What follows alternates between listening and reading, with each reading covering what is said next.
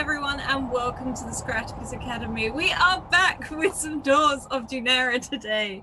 A few things before we say hello to all these lovely faces around the table. Please check out the links coming up in chat now.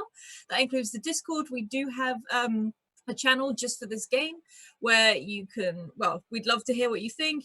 I know there's a lot of theory yelling going on in there at the moment, which I love to read after every single session, so go check that out. If you've missed out on anything, you can head over to YouTube. All of the seasons are on YouTube, all in playlists, all in order, so you can check them out over there. If you'd like to get into a game, go drop Scrat a DM on Twitter and we will get you in a game, come and join the channel, come try out some new systems and new games. It's good fun.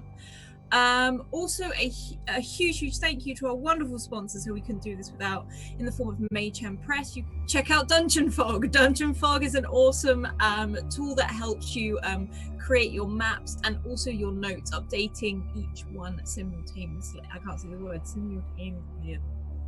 As you add stuff to it, the other thing updates. Also, last but certainly not least, the Deck of Many. With the Deck of Many Things, the magic moving spell cards, which you can see there. This is also a donation that you can add to this story, and it will have a major impact on the story as well. Yes, and they also created Humblewood. Sorry, OBS crashing has thrown me off. I don't know why it does it every week. Otherwise, let's go around and say hello to all of these lovely people here. So we're going to start with the very lovely Jagon's Gold. Oh, hi. Oh, hi. I am Jay, or Jagon's Gold, and I will be playing Paula Packer, who is our dancer librarian extraordinaire. And yeah, she's super excited to be out of this cave, but is very concerned about her friends Averick, Tuva, and even Matthias and the others on the airship. Awesome, thank you. Then we're going to hop over and say hello to the lovely Tall Squall. Oh, hi. Hello, I am Tall Squall, and this is Concerned Face. So I play Averick Caldwell, who is the apprentice to Tolan. You know, Tolan's now a shadow person, and Averick is missing. Averick is with Tuva missing, and Rika missing. The Concerned Face. I think that originated from this game mainly. Otherwise, we're going to hop over and say hello to lovely Mal. Oh, hi.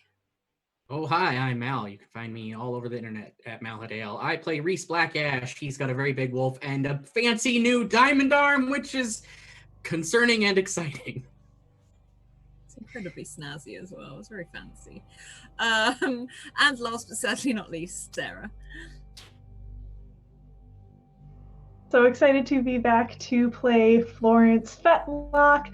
She is a person who used to be a courier for the city of Karnan, delivering postal messages, but now she is a courier for those who have passed on to another plane of existence, being kind of acting as the bridge between their plane and the next. And she's been learning a lot about the different planes, and last week we got a vision from the past where Paula and Florence were in kind of a dire strait, but we made it back out, and I'm excited to see what happens next. Awesome. Thank you. We left Paula, Reese, and Florence stood on the edge of the Ice Coast cliffs without Averick, without Tuva, without Rika, and that figure that stood on the top of the entrance of the ruined temple watching them as they left. And Averick, there's one of the last things you remember is sat there with Tuva in that room, and you aren't too sure what it is. You don't remember anyone else being there.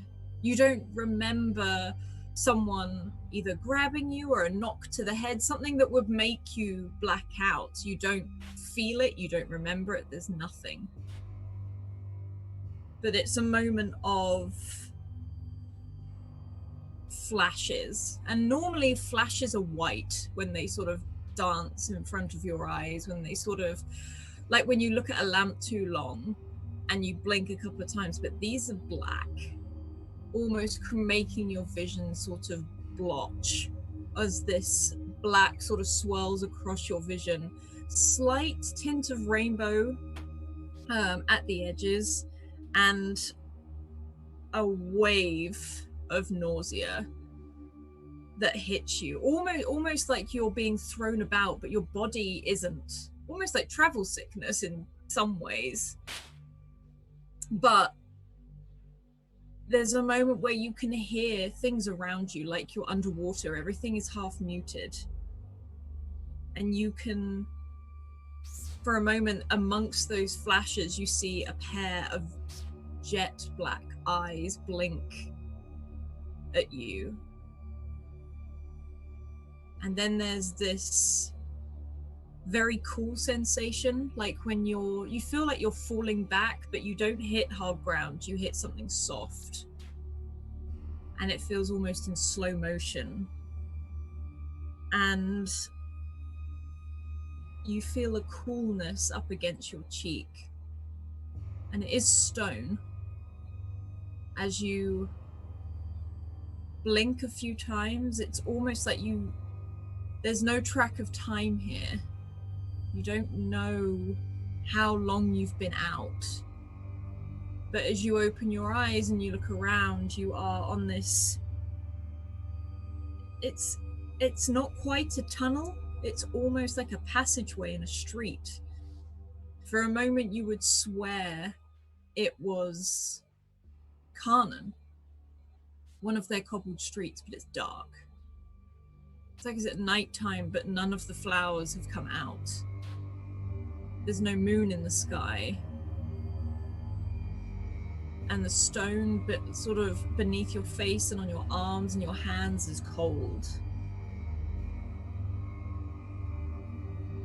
And you just stood in a long corridor-like passageway as you come round, feeling very hazy, and it's just you.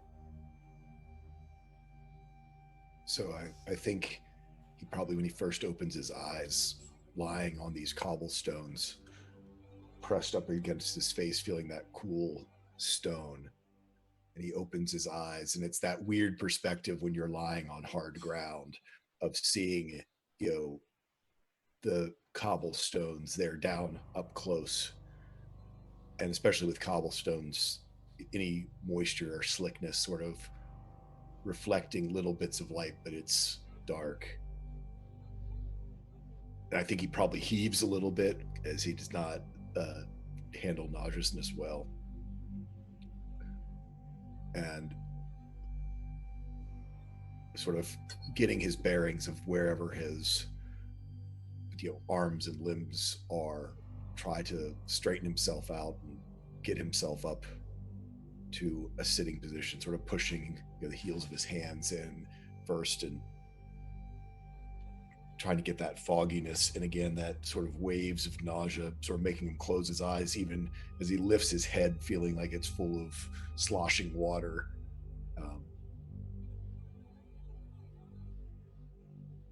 And just probably even just does that, all but you hold your head still to try to make yourself stop spinning that bad bed spins. And you do, it does feel like your head's spinning, and the coolness that was against your face from these cobblestones was actually refreshing. Thank you for that donation for Sarah. And there's no breeze here whatsoever. You can look up at the night sky, but there's nothing here. There's no stars, there's no moon. And the walls you would have been used to in Carnan being lit with flowers, there's nothing. Almost like voids either side of you. But they are, is it just into blackness, or is there a physical wall to the side? You can see a physical wall, but it is so dark. It's that sort of feeling where you almost feel like if you put your hand in it, it would go through it. I think he does exactly that, to try to see if he can put his hand next to it, on it, to try to help him get to his feet, still feeling woozy and feeling not quite sure of himself. And if it's there, maybe even perhaps leans his face against it a little bit to see if there's any of that coolness in the walls as there was in the floor, just to sort of get any something to try to make him feel less horrid right now. And you reach out and you do feel a physical wall there. It's strange. It's like it's so dark that your hand passes into a shadow for a moment. You can just about see it from the length of the distance as you touch this wall. But as you put your head to it, it is hot. I think he pulls back from that then quickly. And it probably even takes a second to his moving his head so fast and sort of recoiling, I think probably swings another wave of nausea over him and just kind of has to swallow back down a little bit of bile as it comes to the back of his throat, and then just tries to stand up on his own, not wanting to trust the wall again. And that moment as you sort of push yourself back and sort of wince for a moment and gather yourself, you see out of the corner of your eye a small light sort of bobbing up and down like it's swinging, almost like a lantern. And you've seen lanterns like these, you've used them yourself. It's actually one that seekers use quite a lot for exploring dark places. Mm-hmm. Yeah, I'm But sure there's probably a chest of them. Yeah. And you can hear it sort of creak as it swings. You can guess it's attached to something. But you can't see what it is attached to. But whatever it is attached to is whistling a tune. So not overhead, this is down low. This is down the other end. But I mean, height-wise, does it seem like it's at a human carrying it height or up in the air? It seems like a human carrying it. Okay, but that might be on a chain and swinging. I think he sort of finally stood up, probably puts his hands on his knees, sort of crouched over a little bit, head down, again, taking a moment, finally looking up and looking down the street and seeing that.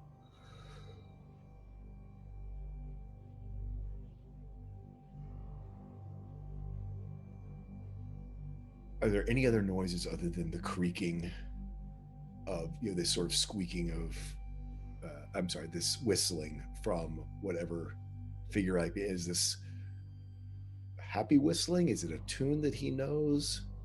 It's a tune you may have heard at one point. It's a well-known tune. It's maybe sung by anyone really, almost like a child's nursery rhyme level. I'm so imagining Verjaka. It's that sort of thing. It's well known, and you can hear it. You recognize the tune straight away. But the weird thing is that there is no other sound. You don't hear footsteps with it.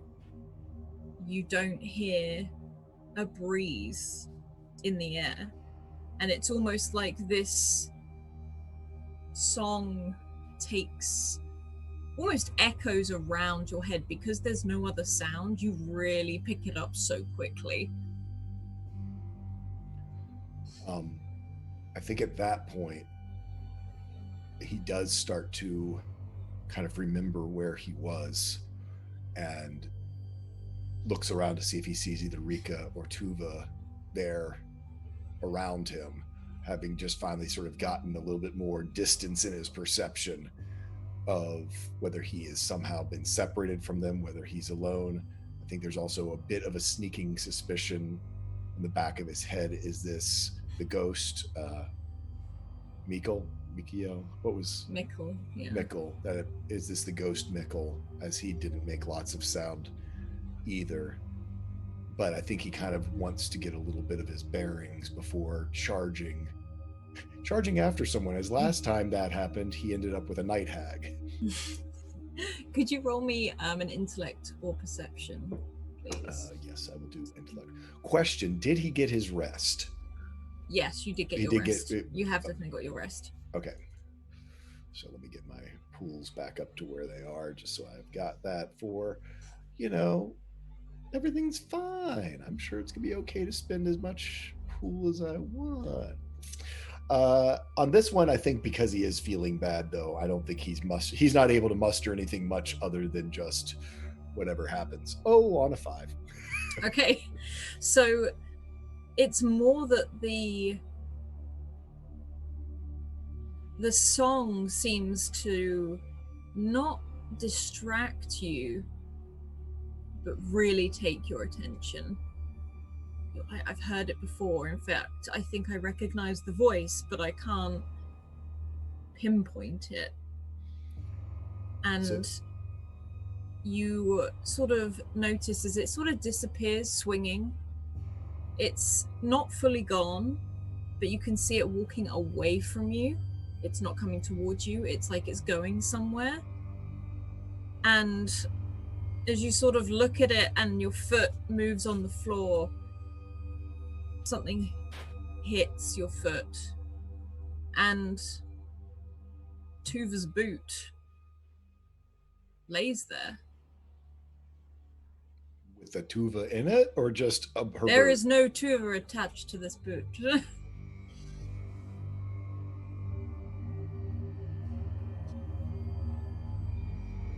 think he bends down to pick it up.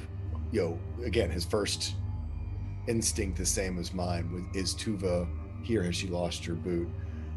But seeing this, I'm actually going to roll an intellect defense to see if he knows, going to try to keep his wits about them and look for Rika and Tuva, or whether this song is so fixating that he chases it. With his thing, I'm going to say it's going to be a little bit hard for him. Sorry, I love playing with our interface. Oh yeah, he fails. You sort of look down at this boot, and there's a moment where you hold it and you can see that it's Tuva's. And you can see it's hers, but it's also not the one she wore to the north. This is an old one. This is one that she first had in Karnan. This makes no sense. And there's a moment where you sort of blink a few times and you hear at the back of your head, who's Tuva? And you have to remind yourself for a second of her face, of who she is. And this cobbled street just has this small boot at the center of it. And it's almost as you pick it up and as you think that, the whistling stops for a moment. And as you sort of visualize her again, it starts. And you hear that swing of the lantern as it continues to move. So yeah, I think he succumbs to the lantern and this whistling, this sort of haunting child's tune. I think with that roll, he actually probably even drops the boot, kind of all but. Why was I worried about that? And then, excuse me, and starts to probably stumble a little bit forward out down this cobbled road towards this swinging lantern and this sort of haunting whistle of a child's tune. And you sort of stumble at first. You feel like your legs haven't been, like when you've been so tired and you've slept for a very long time and you get out of bed for the first time and your legs wobble for the first few steps. Are you still holding onto the wall to I think he's still holding onto the wall, and I think he sort of pushes himself off, as seeing as the wall did sort of burn him, or was not a comfortable sensation. I think he probably will try to walk on his own, and I think as he stumbles a little bit on wobbly legs, he's lived long enough with his prosthetic leg, this sort of clockwork arcane mechanism, he'll look down sort of to check it to see if it's working okay as he goes after this light and this song. You look down towards your leg, and it is still quite dark. You can see it's almost like the darkness is a fog itself. And your leg is back to normal before it was before the accident.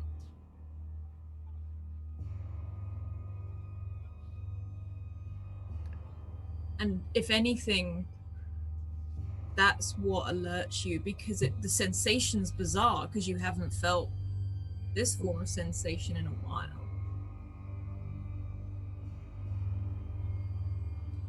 I'm going to lean into this and see what happens. Failing again. I think he'd probably... Why did I think my leg was mechanical? What was that about? Can you roll one more intellect for me? Just flat intellect or intellect defense?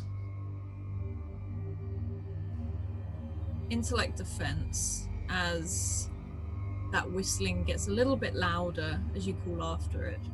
I'm going to not put in a difficulty unless you've got one on the top of your head or you want to receive the roll, and I will. That's on your side. On a 19. 19. It's almost like this sound is like its own lantern in the darkness. It draws you to it. You realize the light itself, yes, it's a comforting light, but the song being whistled, the voice, the reason you recognize it, the reason it resonates with you so much is because it's Tolan's voice. Okay. And it's not stopping. You hear the footsteps now. Still walking away, but it doesn't seem to be as far away as before. Almost like by you recognizing the voice, the person is closer. Still walking away from you, but closer. Tolan, it's me. Wait up. And I think then he gives a whistle. Come on, Clyde. Let's go. Probably whether he's seen him or not, just assuming Clyde is close by, because Clyde's been close by his whole life. And starts to scramble, probably even feet slipping a little bit on these wet cobblestones as he tries to catch up to Tolan. You can't feel Clyde here. You can't see him. There's no light coming from him. There's just an empty space where Clyde was. You remember him. It's imprinted in your head. But it's a feeling of there's something missing. Like a piece of a puzzle that has, been lost and you can't find it. It does not fitting into place. It feels wrong. I think with that, there's a bit of a panic. And he starts, again, I think this is that sort of, slipping on these cobblestones, stumbling forward, now trying to get to Tolan because... Tolan, wait up. Tolan, I don't know what's going on. Something's wrong. Something's missing. You can catch up. You get closer and closer. He's about 10 feet away now. And he stops. And you can see half of his face, like where it's cast, where the light is cast across it in this darkness. And he holds up this lantern. And you can see the crystal at the center, like a normal one, glowing. And there's this soft green glow coming from it. And in front of him is a huge door. A huge door, not one you've seen before. And it towers above both of you. You have to crane your neck back to look at the very top, at these stone carvings. There's something at the back of your mind like you've seen it before, like the one in a temple you were somewhere. It's broken.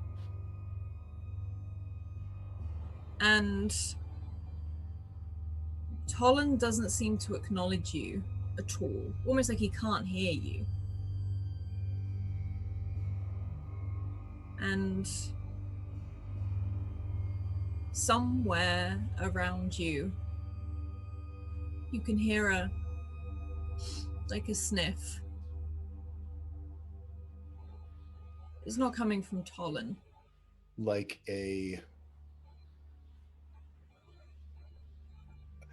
Because where he is mentally, like a sniff from a dog, like that might be sniffing around. Clyde, is that you? Clyde? He sort of spins around quickly. You spin around and you look back at this void of blackness from where you came, and you can hear it again and again behind you, to the side of you. For a moment it does sound a little bit like a dog sniffing, and then it's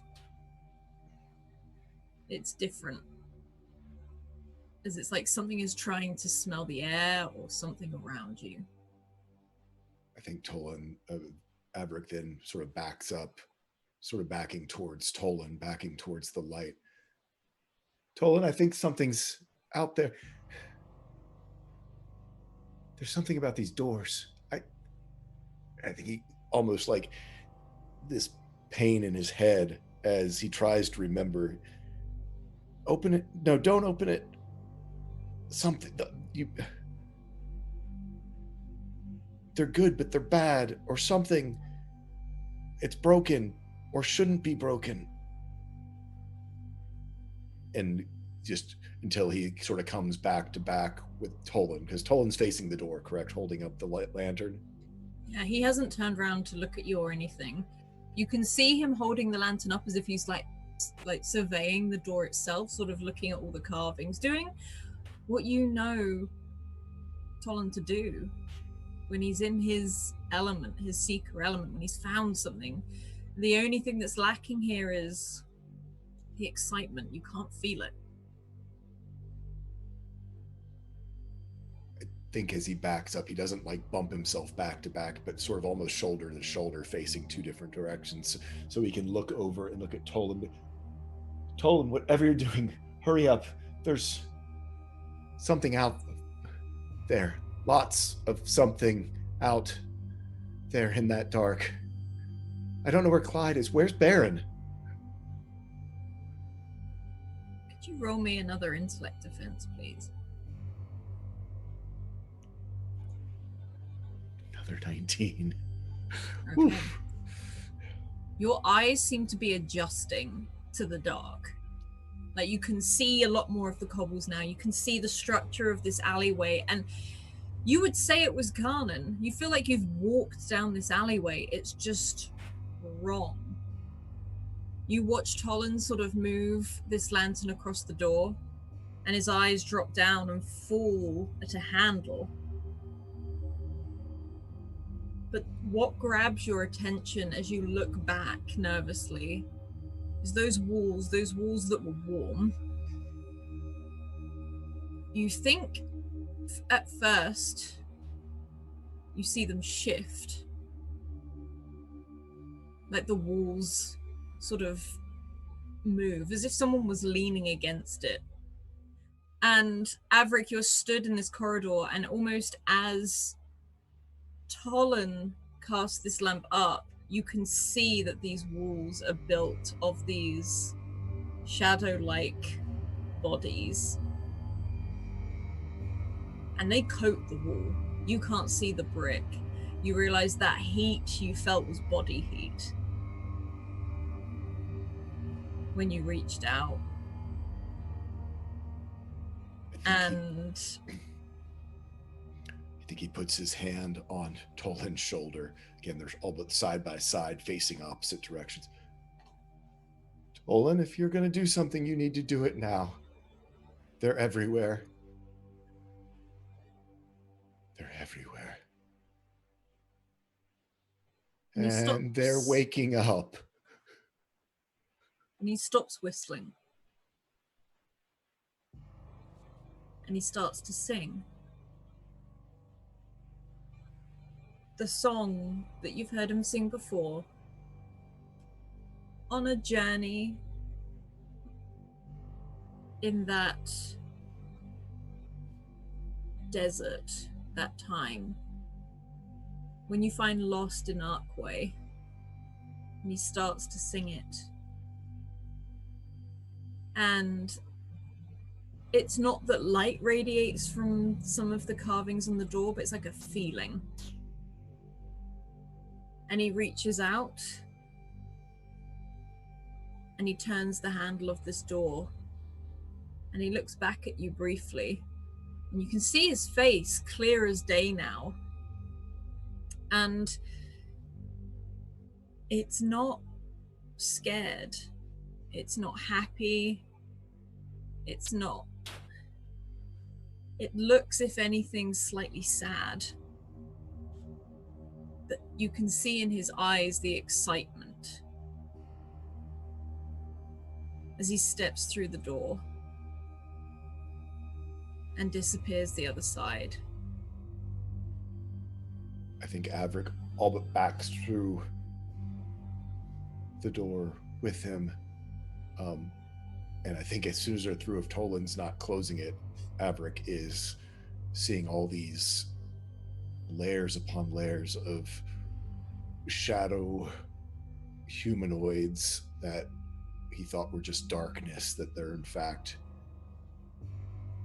people. Hundreds and hundreds of people that he just wants to be away from them. They just give this sense of dread in his stomach, even if he can't fully remember what they are, that he's seen them before, that just seeing the unnaturalness of them hanging off the walls, emerging from the shadows, that heebie-jeebies of it, the fact that he basically leaned in to one of them and felt that heat and made him ill. And you sort of look back for that moment as all of these things almost start to fall and drop off of the wall clumsily. Some of them do step away, but most of them seem to fall, and you can hear those thuds as they drop from the wall and get up to their feet. You can hear that wind start to pick up as you hold that door and you look back for a moment. And you slowly pull it shut. The last thing you see is one of these creatures sort of hunched over, lean up and look directly at you, almost make that eye contact. And you think you know who it is, but it doesn't look right. It doesn't make sense. As you pull this door, I think he would hold it for a moment if it's someone he recognized, tries to place the face, try to understand, either to confirm or hopefully dispel this sinking feeling in his heart of where he was and what he was seeing. would you like to make an intellect check to see if you know who it is? You don't have to. I actually would like to use a nat 20, and I understand that it might not tell me who it is, but to make sure that I've got a good enough memory of it, that even if it's someone who I don't know or someone who I wouldn't normally at a place, that I could maybe sketch them for one of my party members later to identify. Okay. You sort of linger at that door handle as you watch this face as this person almost peels themselves off of the wall, like they peel themselves out of the darkness. This sort of mop of hair sort of hangs over their eyes for a moment before they very slowly turn to look at you. And it's the figure of a man as it looks half confused in your direction. And you notice it sniff the air. It looks as if it's going to take a step towards you, and then it holds back. As it blinks a few times, you see sort of a flash, like the only color that comes across it for a moment, as if it, by seeing you, wakes up that tiny bit for a split second. Flash of green. And as you linger and look at it, it starts to stagger towards you. And you feel that urge to quickly shut the door as it reaches its hand out. Somewhere, you hear your voice being called. And it's Tuva's voice. In a panic, she's yelling, she's screaming at you. It sounds distant. And as you close that door into somehow even more of a deeper darkness with your back against it, you recognize that shadow. You've been compared to this man before at school. It's the face you were supposed to look up to. But that wasn't the Edric you knew, not the one you saw in the photos, the one in the papers. And again, it's almost like it's becoming overwhelming as you can hear Tolan whistling again as that light slowly disappears in front of you. And you feel someone take your hand.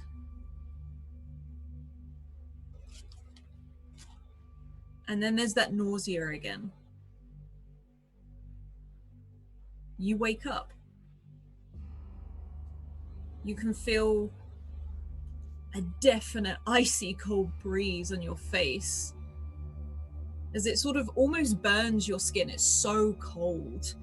And it's just at that moment where you realize you feel so drowsy. You have that nausea. It's like you're just about coming around. You sort of feel this flurry of what you now realize to be snow as this cold hits you. That tiny bit of your face that's getting hit is peeking out over furs. You can feel how dry your lips are. And you can feel a steady rock as you move. And you feel that little hand clench very tightly around your own as you see the top of Tuva's head underneath these furs with you. And you hear a rattle of metal and a screech of that dragon. I think it's very similar to how he came to in that space. I think, you know, when you've been out in the cold, how you get that very dry mouth and your lips become those sort of deep chapped, sort of feeling those flakes of chapped skin on his lips and windburn.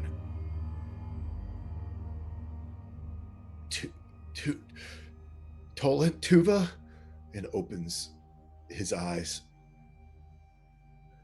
and sort of then like reaches out trying to grab something, just steady himself. Tuva, you're Tuva. Tuva. Tolan, where's Tolan? Tolan was here.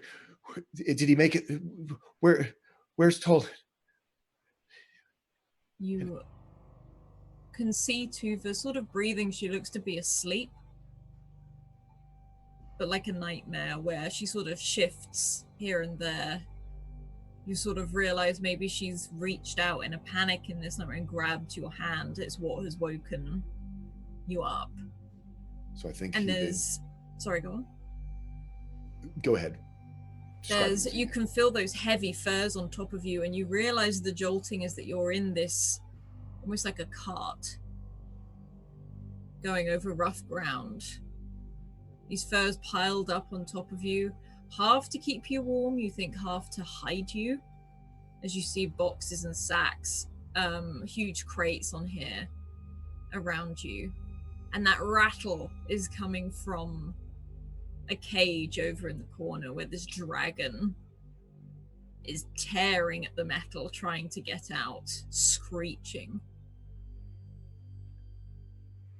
I think sort of figuring out this situation, not knowing whether there's a hope that maybe Rika is taking them somewhere. There is a fear that they've been captured by this. The last thing he remembers is that church group and that blonde woman with the Komodo dragon.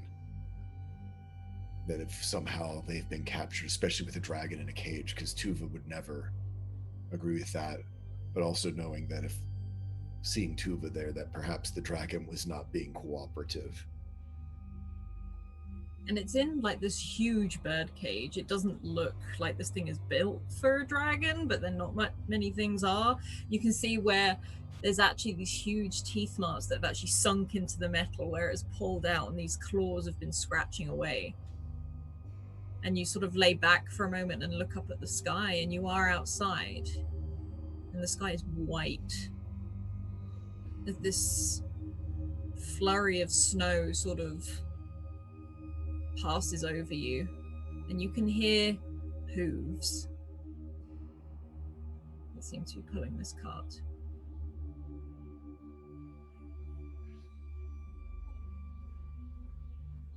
I think with that, maybe pulling the furs up over mine and Tuva's head, he'll lean over, his lips chapped and dry next to Tuva's ear, and sing the song that he heard Tolan sing, worried she might somehow be in the same place without a way to open the door. But he sings it in the translation. Out of the deep do I call unto thee.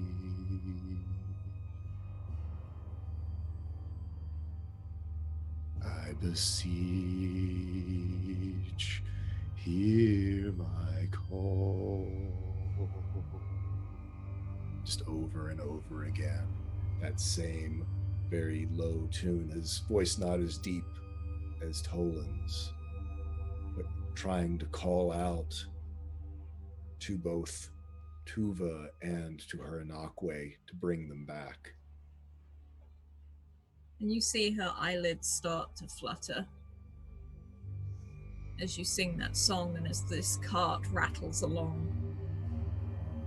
And we're going to jump over to the others who stand, or at least Paula and Florence stand on the edge of this cliff face, as Reese, I believe, was pulling out all of the ropes as you started to descend this cliff, this black rock, which almost shines a little bit with the sea spray that is being thrown up against its surface, the black sand beaches down below with the edges of the ocean frozen with ice as it almost clatters and crashes, freezing and refreezing. These huge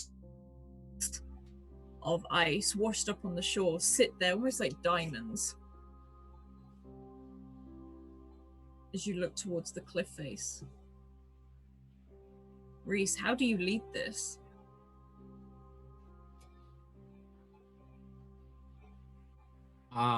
Well, I think Reese, if we're in the middle of climbing, Reese would be,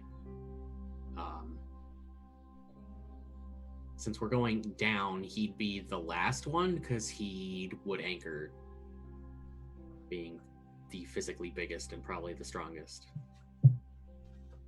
Okay. Let's have a look. Could you please... How are Florence and Paula feeling about this right now? Just, Paula looks at Florence and is like, there's no way I'm going first. No way in hell.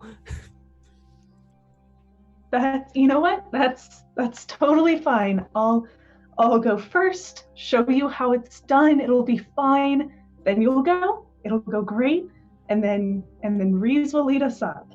And Florence actually looks super comfortable and is kind of helping with some of the knot tying, and she's not familiar with all of the gear, but she knows how most of it works. She's not done ice climbing before, but definitely seems to have done other climbing before, and actually looks pretty comfortable right now. And Paula, you sort of look down this cliff face, and it is a big drop.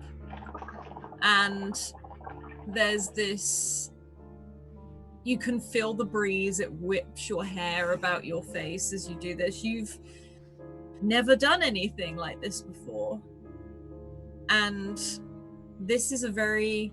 You can see lots of ridges. There looks like there's lots of handholds. The main thing you can feel is that it looks slippery.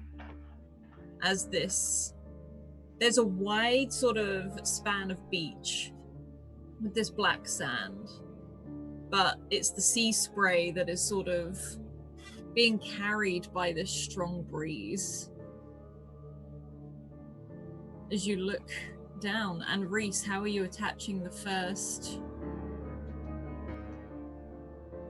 pin? Well, before I get to that, I have a question. Yes. Are we gonna have to lower Astrid, or can she make her own way down? You can see that she is already making her own way down. There are ledges. This is a thing that you've probably done with her before. You think, probably you in particular who's used to this, you could do this without rope, but not with everyone else here. Okay. So yeah, I mean, he's practiced at this, so he sets his anchor at the top first since they're going down, and with Florence's help, he rigs up a makeshift harness for Paula, and he just, all right, Paula, you're just gonna walk backwards down, and we'll lower you. And then he gives her a couple of tools, and then when you get to X distance, you're gonna have to set the next one so that we can make our way down. No. Florence is going first. I refuse to go first. You'll have to pay me a lot of money if you want me going down that cliff first. I have a feeling you two are plotting against me. You're gonna cut the rope and send me flying. So, Florence, you go first. I will say, as you're having this debate at the top, you can see Astrid is sort of shuffling like down and then jumping from ledge to ledge. And this is a big cliff. This is a drop, but she makes it look like a staircase as she jumps on these different ledges that are spaced out. Her leap is very, very long. With all due respect, Paula, if I was going to drop you out of anything, I'd have thrown you off the airship a while ago. Okay, point taken. Regardless. That's fine. Florence, you know, I think if Florence goes first, I can observe her technique. That's a good plan. Florence, so you're comfortable going down, and I'll anchor us up here. I think by the time Reese looks at her, she has actually already tied herself a harness. It looks like something straight out of a training guide from like a recreational equipment store. and she looks ready to go and has kind of like grabbed the appropriate equipment that Reese has set up so that she can set the next part of their descent when she gets down to that moment. Yeah, no, ready to go. I'm a little rusty. It's been a while since I've done this, but this is the kind of thing your hands don't forget how to do. It's like riding a bike, except not, but you get the idea. All right, Paula, just watch what I do, and the key is to trust the equipment that you have, just like you've trusted us so many times. And with that, Florence will kind of back up to the ledge. She'll start in a kneeling position and then really kind of move herself so that her feet are planted on the side of the wall, tip backwards, and then begin descending. Okay.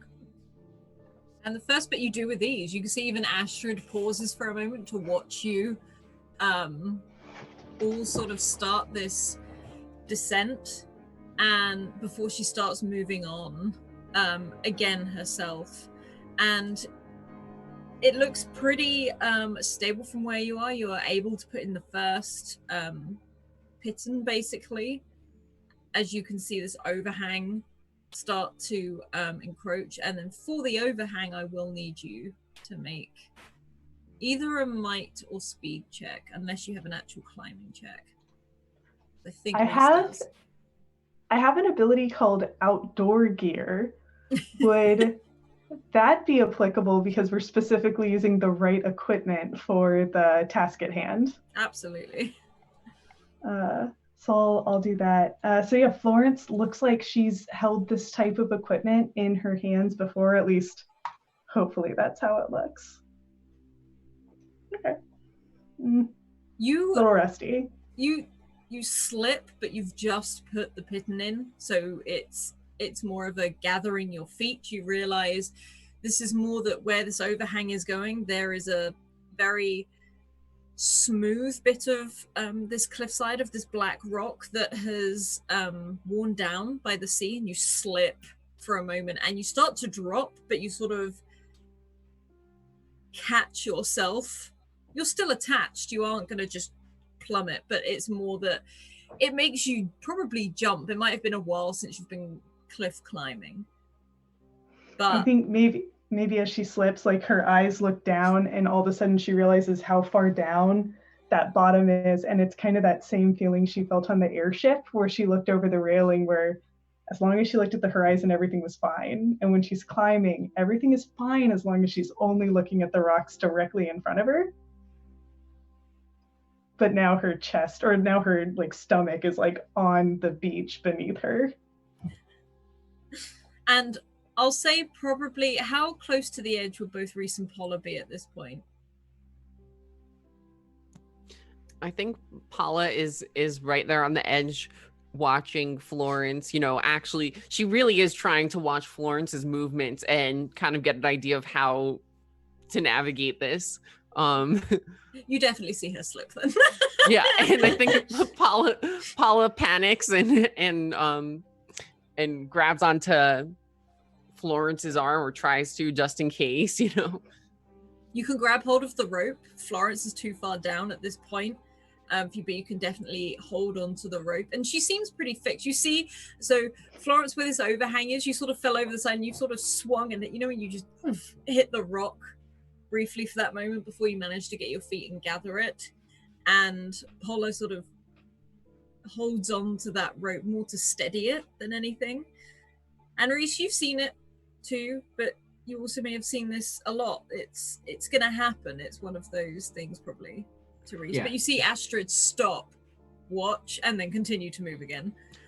Yeah. What Reese... the heck, Florence? Oh, you said this was gonna be easy.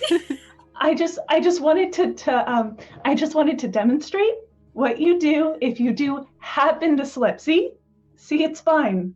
Everything's fine. Rope caught me. Reese caught me. We're all good. Yeah, and Reese is also like right up at the edge, and he's braced himself, and he's got he's got the length of rope around his waist, and he's lowering it as she goes, so he's got all his body weight to hold her in case of things like that. Okay. Is Polar or Reese next? But he's going last. Polar, All you're right. next. I'm ready. Paula's like put her hair up in her dancer bun and is as ready as she'll ever be, which is not that ready, but it's time to face the music or whatever that phrase is. Okay. And Reese, you can help lower Paula down on the first bit. Do you say anything calming to Paula, or is it like a good luck?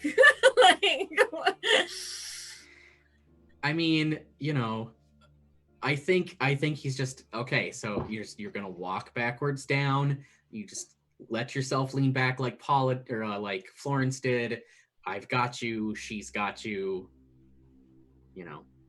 That Of course. And Paula's moving like super slow. Like she's taking little itty bitty baby steps. And she's like, just imagine when you were kids climbing the rooftops of Karnan. This is no different. Just imagine this is a big building, and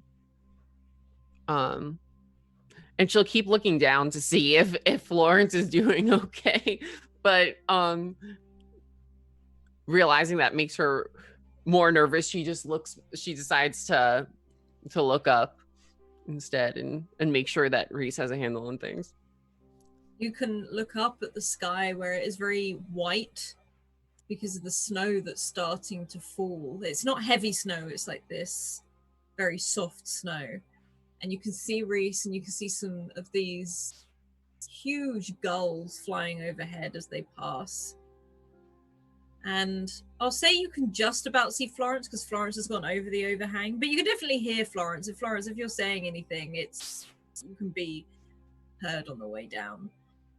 But Lots of heavy breathing. Lots of don't look down, just focus on the rocks. And Paula, you can hear Florence, you can hear her descending. And you reach that first pitum where this overhang then goes over to the other side.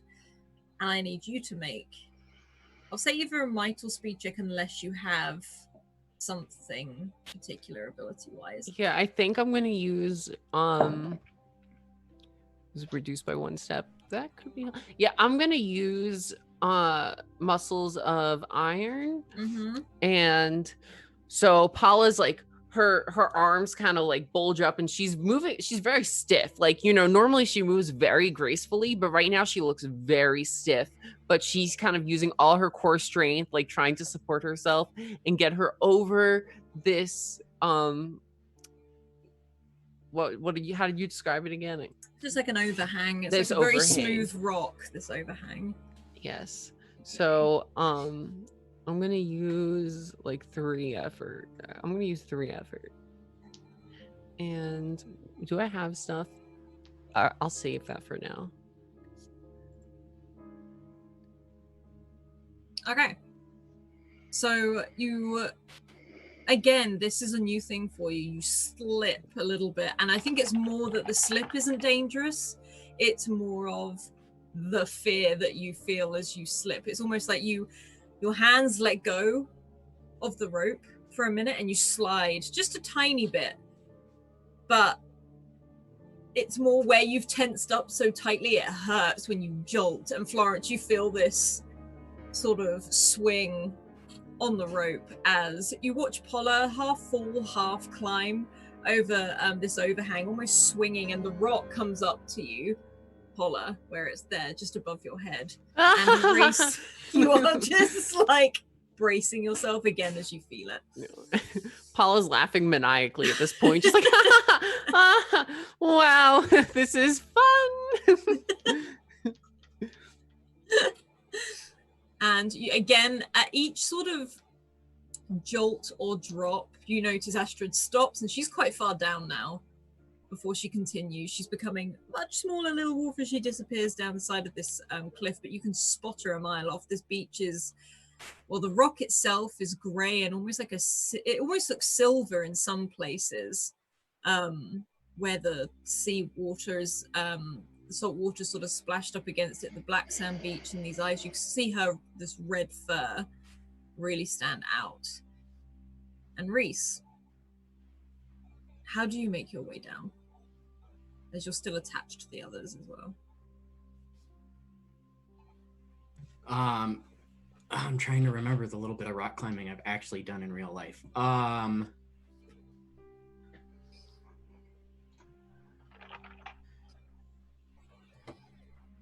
I mean, if this wasn't Dunera, I would probably wait for Florence to get to the bottom, because then we'd switch anchor, right? Mm-hmm. But I think it's Dunera, and things are fancy enough where I feel like we can trust the setting of the pitons that we've done so far. And because I have a couple of nat 20s, and I want to show off a little again. Reese just ties the rope that he's been holding around his waist and slides his way down like he did a few hours ago in the ruined temple. How far are you going? Because this is a huge drop of cliff. Are you going to Paula's level, Florence's level, or lower? You know, since I'm planning on spending a 20, I'm going to go all the way as far as I can. Okay. Describe what it looks like for me as you pass Paula and Florence. So I think whereas Florence and Paula like leaned back and walked their way down, Reese just like hops and slides like with an arm out, sort of steadying himself, and he hits that smooth spot in the overhang and he just goes off it. And he like quick loops the rope around as he's going around the piton, and he swings down and he just lets the rope until he can steady himself again. I will say to Paula and Florence, this is freaking terrifying, as you've just seen Reese hurl past you. He moves almost as fast as Astrid down the side of this thing. It's like they move in exactly the same way, using both hands and feet.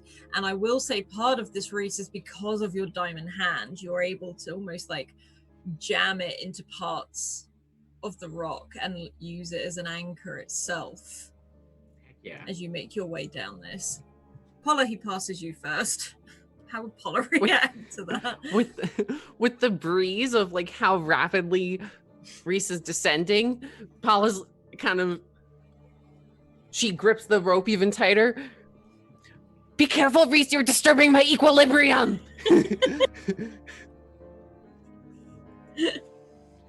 and she just, takes a second and then just returns to her little itty bitty steps down the rope. And then he ends up passing Florence. I think she actually completely locks up the moment she sees that falling motion happening out of the corner of her eye. All of a sudden she's, slowly repelling, getting herself back together, remembering not to look down again. And then she sees Reese and she looks over and she begins to shout, but the name she shouts isn't Reese. And I think we hear her shout out, "Malcolm, no!" And then she's just hanging on to that rope. Her knuckles go completely white, and she just freezes on the wall for a time, breathing heavily, and just kind of replaying that falling motion in her head just over and over and over again. And there's a moment where you sort of pull yourself close to the rock and close your eyes as you're trying to steady your breathing. So much so Paula catches up to you. And Paula, you can see that Florence has completely frozen up. I will say that Florence, you're almost in a lock, like you aren't going up or down. Paula, you can definitely see Reese heading down safely to the bottom. But you can see that Florence is frozen up. And that breeze is really sort of, it's almost like it's trying to the breeze itself is trying to tear at like the both of your hair and clothing. It's trying to whip it sort of aside as you can hear it almost bellow in this sea wind. When I hear that, or when I see that Florence seems kind of off and she's frozen up, I'll kind of shout down to her, just hold on, Florence, I'll be down in a second. And Paula kind of, takes a deep breath and picks up the pace, and she starts going down, trying to catch up with Florence, just gotta take care of my friend mode. You can definitely do faster baby steps, and you get there. You end up sort of swinging down a little bit and manage to land yourself right next to Florence. And when I get down, I'll try to put my head around to see if Florence is in her zone, her glowy eye zone, or what's going on. But you there, Florence? I think she startles completely at Paula's presence. She's been still, you can see how just ghostly white her knuckles are. She's just like holding on as tight as she can to the equipment, keeping them kind of on the rock face. Oh, Paula, you're all right? And she'll kind of like almost turn and like lock a hand onto Paula's shoulder. I'm fine, but that's kind of disturbing the equilibrium a little bit. What about you? Your eyes weren't glowing that time? No,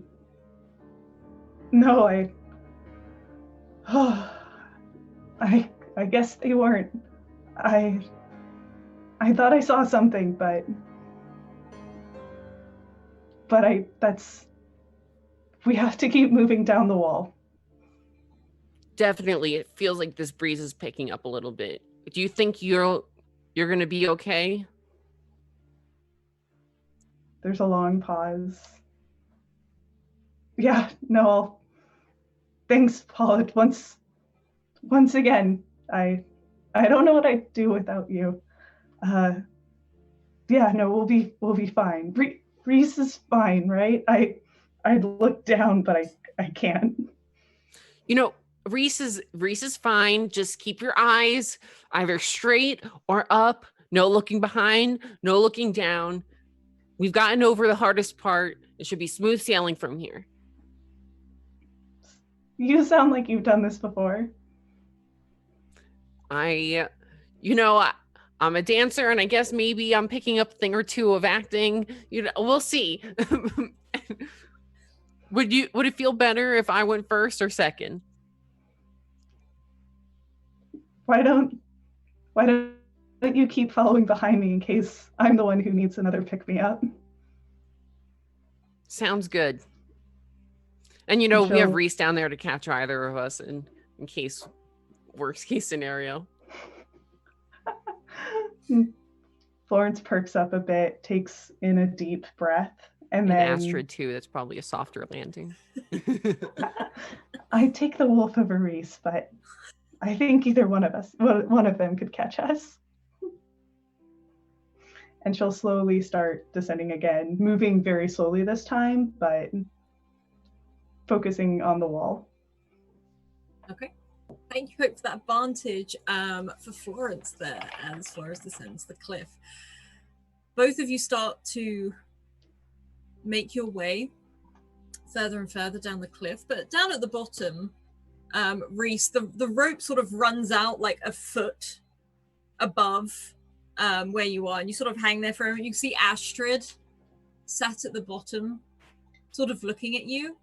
You can see you can see the rope is tied around some of the bits of rock as you used it to climb down. You see Florence and Paul are still quite far up, but now steadily making their way down together. Could you roll me an intellect check, please? Or if you have a perception or something to that effect. All I have is listening. Would listening work, or should I roll that? Actually, listening might, yeah. Okay. I'm going to roll that. We're going to spend a few points. Math. Okay. 14. Okay. You are sort of looking up at this rock as you look at the others descend, and in the background you can hear those waves sort of crashing up against the shoreline. But you also hear this almost like rock against rock. And it's not a cracking of rock, but it is a shifting of rock. And it's this almost bizarre sound at first. It's sort of very unpleasant to the ear. But there's this moment of this, you can look towards this cliff and you look at the ridges where you came down,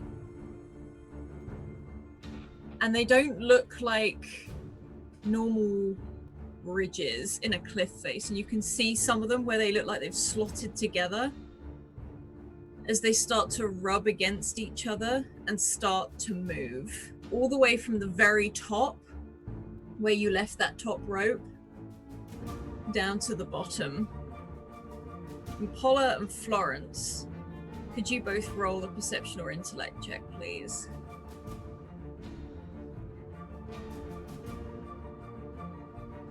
Throw in some effort.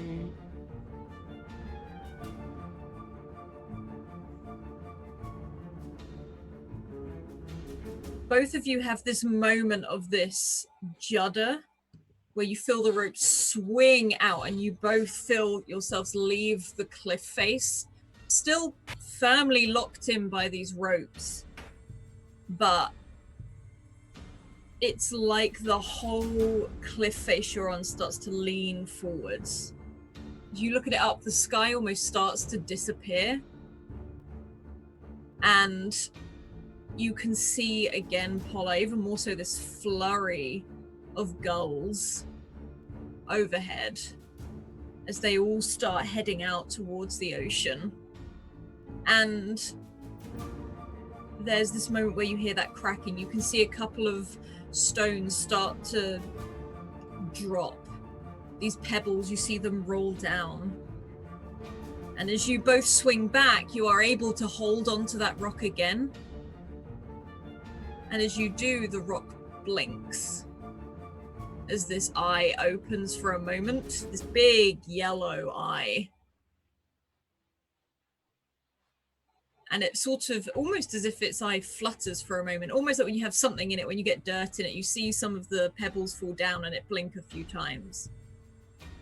And you look up at that overhang where this, from this position, you can see the nose. And Reese, you see this huge creature made up of black slate rock.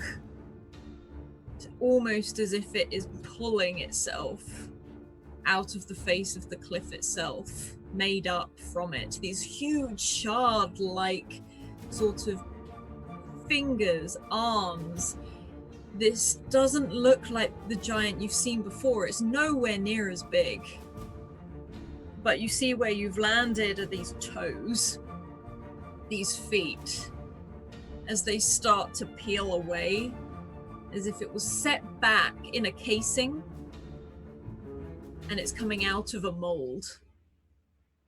And these, you look up and you can see that rope start to shear a little bit. And Astrid puts her nose to the air and just sniffs, throwing her head back and howling on the wind. And I think that's where we will take our break. So everyone, please go and get a drink, go take a stretch, tell your pets you love them, and we will be back in a moment. See you in a minute.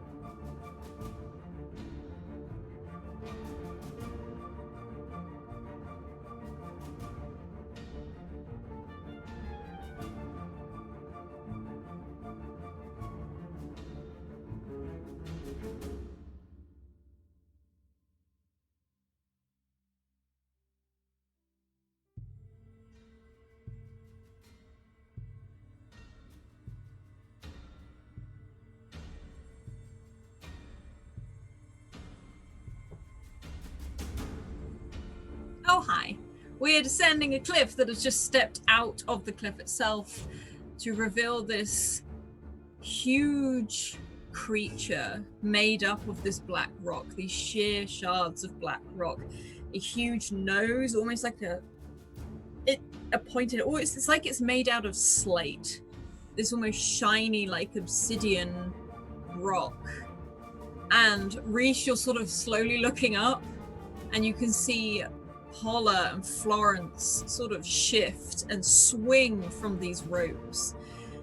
And Paula, you're right by that eye, and it looks kind of confused that you're there.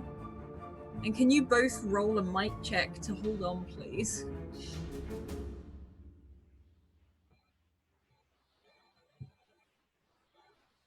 You're muted, Paula. Has it been more than 10 minutes since I muscles of iron? No.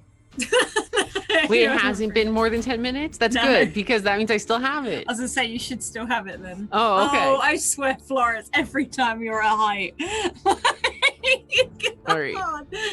And let's see here. I am going to... okay, I'm gonna spend some points. I'm gonna spend 2. I think while Reese is looking up, there's just this and then this just loud enough to get it to carry up to them without like sounding more than tired. It's just this, I don't want to alarm you, but you might want to go faster. At that point, Florence drops as you say that. Not that fast! And Paula, there's something, you almost just fix your hands and your legs. You grip hold of this and you just lock onto the side of this. Well, it's almost like, I guess, where it'd be is like the cheekbone of this creature. You find this ridge, there's these ridges in it, and you lock onto it. Florence, where you were swinging, your rope started to shear against this creature's, what you can is assuming part of the nose, as it snaps, and your stomach drops. And hang on, your stomach drops as you hit. First of all, you slip down these surfaces, and you hit the rock on the way down. And Reese, you can see her falling, and this is too much of a height. But Florence, as you're tumbling, this hurts. Like you sort of, you're going to probably lose 2 health on this as you get struck in the shoulder. You get struck on the side, and you can feel like that agony is that crunch for a moment. It doesn't sound like a bone broken, but this hurts as you get thrown. And there's a moment where you just hit a hard surface. You haven't hit the bottom of the cliff. Because Reese, as you do, you saw this huge arm come up, out of the side as if it pulled itself from the cliff face, opening these palms of these huge boulders and rocks. And look, watch Florence go down, and Paula, you see this eye turn as it watches Florence and catches her and holds her there for a moment. And Paula, you feel, as much as you're clinging on, you feel the pressure with that roll. You're definitely fixed, but the whole head leans down, so your back is fully to the ground now in drop as it looks over and down the eye very close to you, Florence. And it blinks a few times. You hear that crunch as the rock blinks, as rock rubs against rock.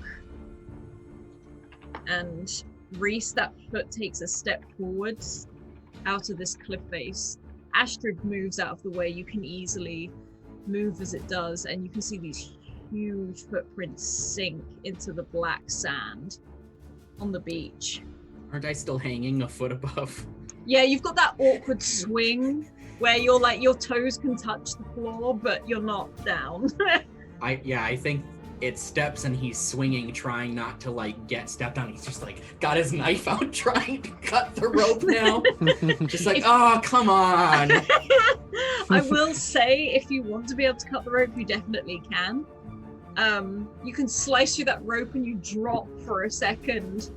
And as you do, you lie looking upwards as this thing moves above you. These two huge feet is that this cliff face moves over you. It doesn't stand anywhere near you. In fact, it looks careful not to stand anywhere near you. And Florence, you feel like this descent. It's almost like your stomach drops again. And Maurice, as you're laying on your back, you've got Astrid sort of almost poised over you at this point, sort of howling away, and you hear this crunch and this shift. It sounds almost like a landslide as this thing starts to kneel down into the sand. You hear it crushing the ice as it goes down. And Florence, it puts its hand close to the sand itself, trying to tip you off at a safe distance. As the other hand comes up, it looks like it's going to grab Paula, looks at its fingertips, has a second sort of thought, and tips its head towards its hand where you are, Paula. And Florence, you can step onto the beach as it lowers you down. Florence is huffing and puffing and kind of thinking, oh God, did I die? And is kind of almost like happy to see the scrapes on her shoulders, kind of the proof that she made it through, a little dinged up, but still here. And then she registers this large creature. Oh, thank you. Hello, I don't know if you can understand me, but thank you. And you see its face is a long rock. It's almost like it's mashed together of all of these bits of rock. And Paula, you're sort of slowly being lowered to the ground as it does this as well. I think Paula scrambles to get this rope unattached from her as she lands, and she kind of shouts toward Florence, "What are you doing? Haven't you learned your lesson by now? These things don't play nice." I think she kind of looks up at this creature and blinks hard at it. It looks a lot different than the other giants we've met, right? This one's made of... This looks like just rock with eyes. This doesn't look... And it's nowhere near as big. Yeah, so she blinks hard and then almost like projecting her voice up at Paula, and she sounds strained and hurt, but still here. I think it's a different type of being than the giants we face. This thing is giant, but I think there's something else. Are you sure they're not just nephews or something? Paula kind of, takes a second as she's saying that sentence to like think, well, maybe she has a point. Maybe this thing is a little bit different than the other one. And then it sort of like, as it drops both of you, it turns towards Reese. And Reese, you're still like lying flat on your back, and you can see Astrid is poised over you. And a very sort of long stone finger reaches out to Astrid. Doesn't poke her, but gets very, very close, almost like in an intrigued way. And it's like this boulder is above your head, but it's just trying to... As she snaps and snarls at it, you get the feeling more because it's close to you. But it doesn't seem phased, but it is having a look. I think she snaps and he realizes that it's not threatening them, and he kind of, because she's sort of standing over him, he reaches his not diamond arm out and like pats her on the side. I think we're okay. And then he gets himself up and makes his way over to Florence. This huge giant's head, you hear that crunch as it turns and watches you all go, and you stand on this shoreline. The breeze is quite intense here right now. The sea breeze, it is cold, it is ice. There's huge chunks of diamond-like ice washed up on the shore. And it just looks at you, intrigued more than anything else. And it's sort of half crouched, half sat, looking at you, and it looks back to where it came from, where you can see this, almost like this huge imprint has stepped out the side of the rock.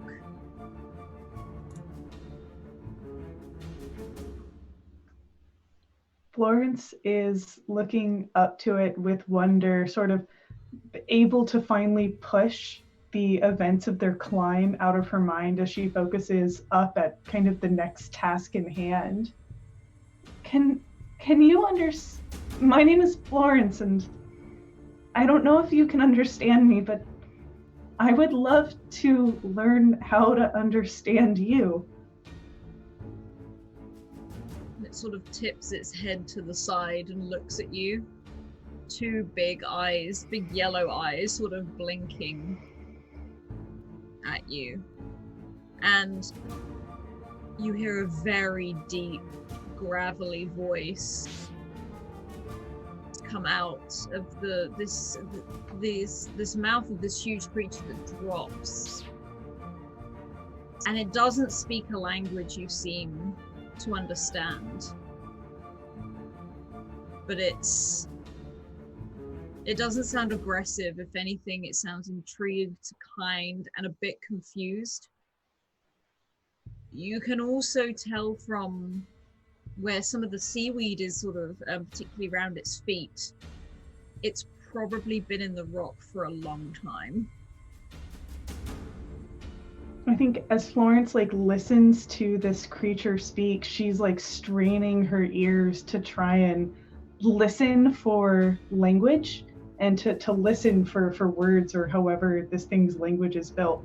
And I want to try to use an ability called Babble, where after a period of time listening to a language, she's able to learn the language, and then after even more time almost sound fluent. I'm not expecting this to be quite as successful because it's so foreign and it's so different, but maybe to pick up pieces of meaning and understanding. Okay, could you roll for me, please?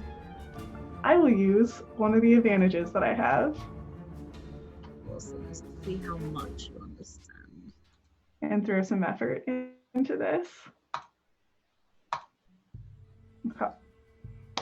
Okay.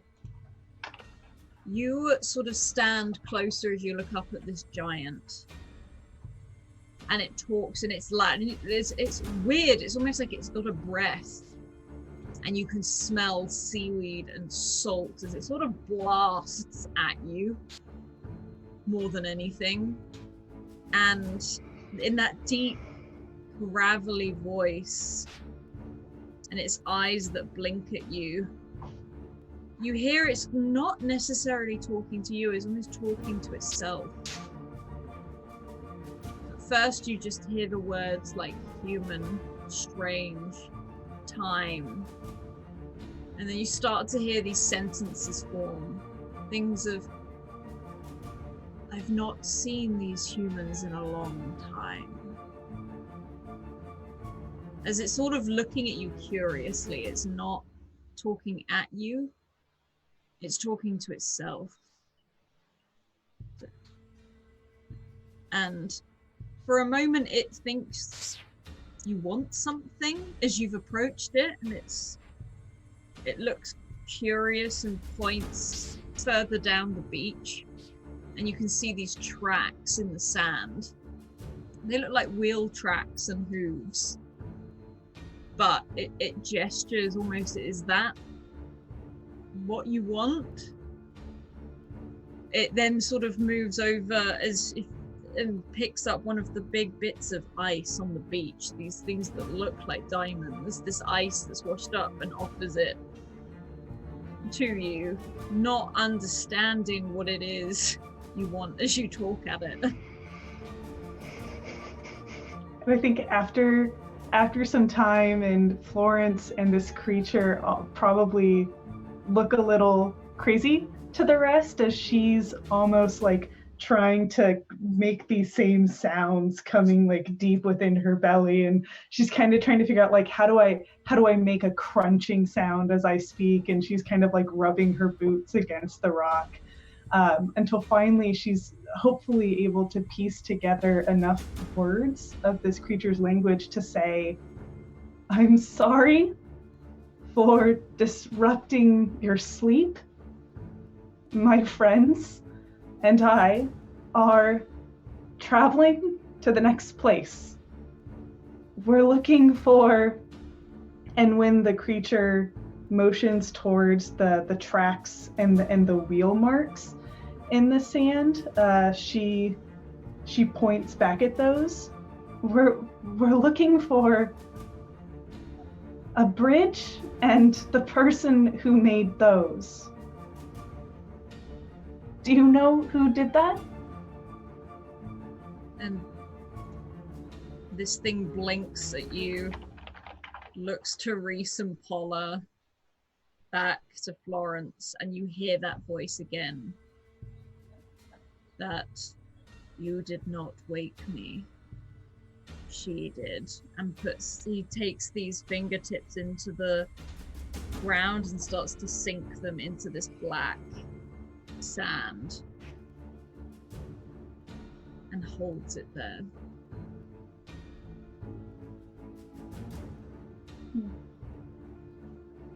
I'm sorry. We thank you for helping us. I think we'll keep going, and I hope no one disturbs you again. And there's a moment where he pulls up this sand, this black sand, and holds it in his palm. And he looks almost mesmerized by it. And you can hear him talking to himself again. It's been so long. She woke me for a reason. And he lets this black sand pour through his fingers, and you actually have to take a step back at the amount that sort of cascades through his fingertips. The last time you were woken, was there a reason for it? Like there might be this time? And there's a word that you don't have. It's almost like there's not a word for it in your language, and you can tell. And it's the closest you can get to it is guardian, protector. But otherwise, it doesn't make sense. And he looks up to the sky and then holds his hand low down to all of you, almost offering for you to step onto it.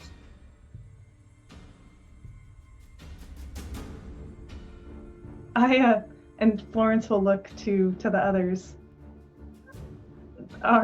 We have a new friend. I'm not sure what they're offering, but I think we should take them up on it. You think it can help us get to Aiden? No. Wait, this is always an issue. You think it can help us get to the church people? Florence will look back up at the creature, and we'll hear her speaking in that, like, almost as from her gut as she can speak. Can you help us catch up with our friends who made those marks? And in that low voice again, you hear that you seek the bridge, the walkway. And Florence nods. And his head sort of turns and looks towards the direction you were headed. And again, almost talking to itself is, my lady woke me for a reason. And looks back at all of you. And the other hand again sort of looks like it's going down to not poke Astrid, but is intrigued definitely by this creature, this huge wolf.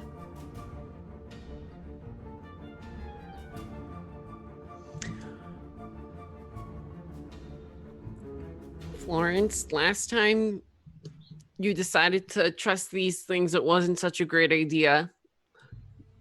But if you really think all that huffing and puffing you did is gonna get us to Adrian soon, then I think we should take full advantage of this opportunity.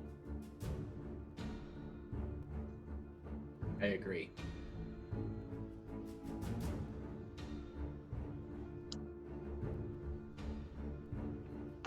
Although I kind of feel concerned about the fact that we're ditching Tuva and Averick here, but I believe in them. My hope is that they left with this group. It's the best lead we have currently, and if not, then we left them that note. They know we're going to the bridge. That's true.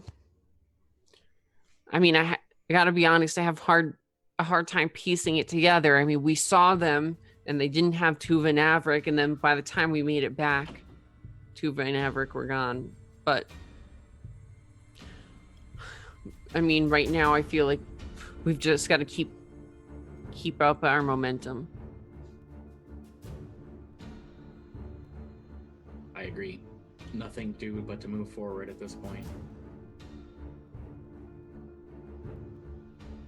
And hope that whatever brought us together the first time keeps doing it.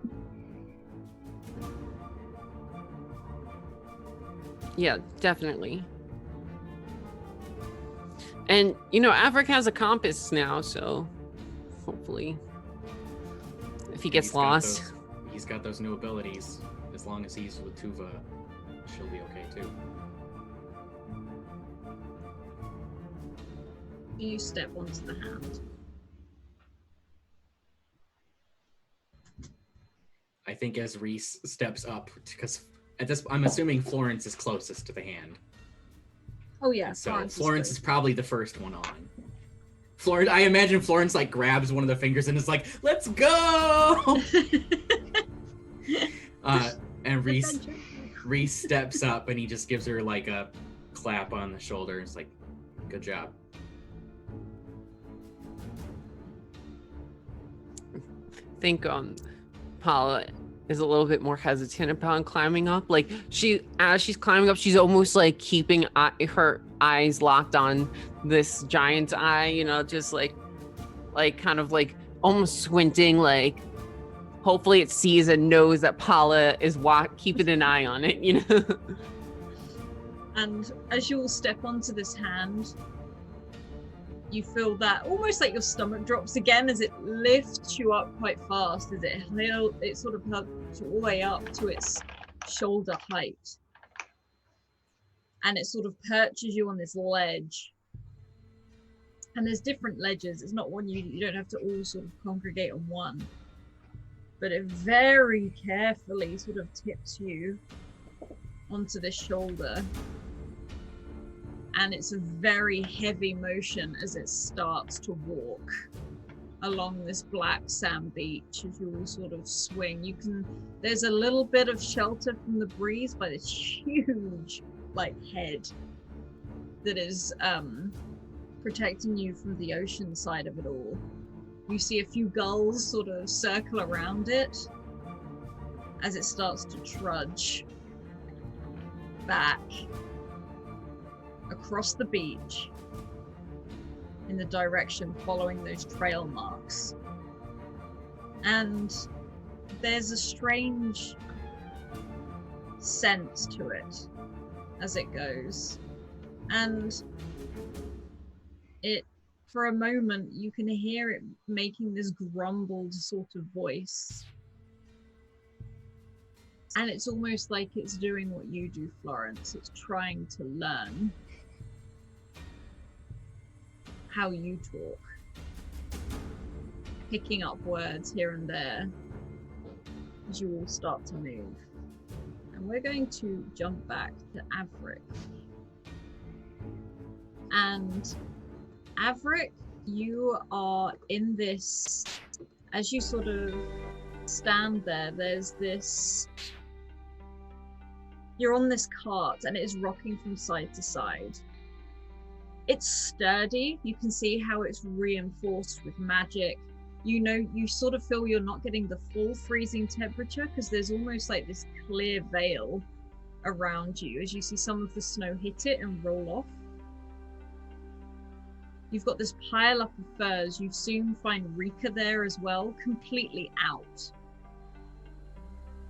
These huge crates, these sacks, this dragon is just getting angry at this point. You can see from, you don't have to sit up fully to see there's people walking beside you. 2 on each side, again heavy furs. You recognize the rising sun and these 2 huge, almost like mountain goat-like creatures that are pulling this cart with 2 people riding them.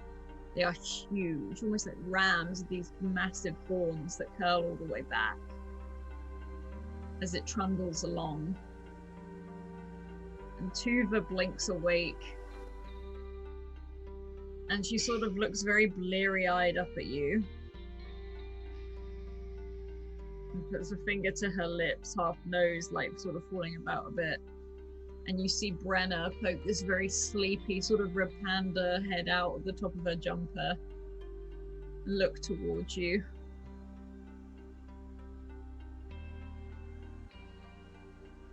I think I'll whisper as quietly as possible. I think we've been captured. Be quiet. What? I'm looking.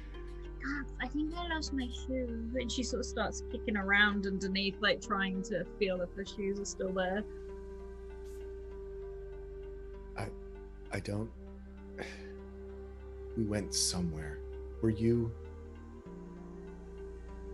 in a place like Karnan, but dark, no flowers, no lights, no magic? And she pauses for a moment, and you see about this much of her face as she's looking at you from underneath these furs. Like, there was someone else there as well. For me, it was Tolan. Did you see Tolan? and she shakes her head. I don't know who it was. Did you go through a door? And again, there's a slow pause of the thought. And she nods. Me too. And I heard something. I heard wings. Wings? She nods. Huh.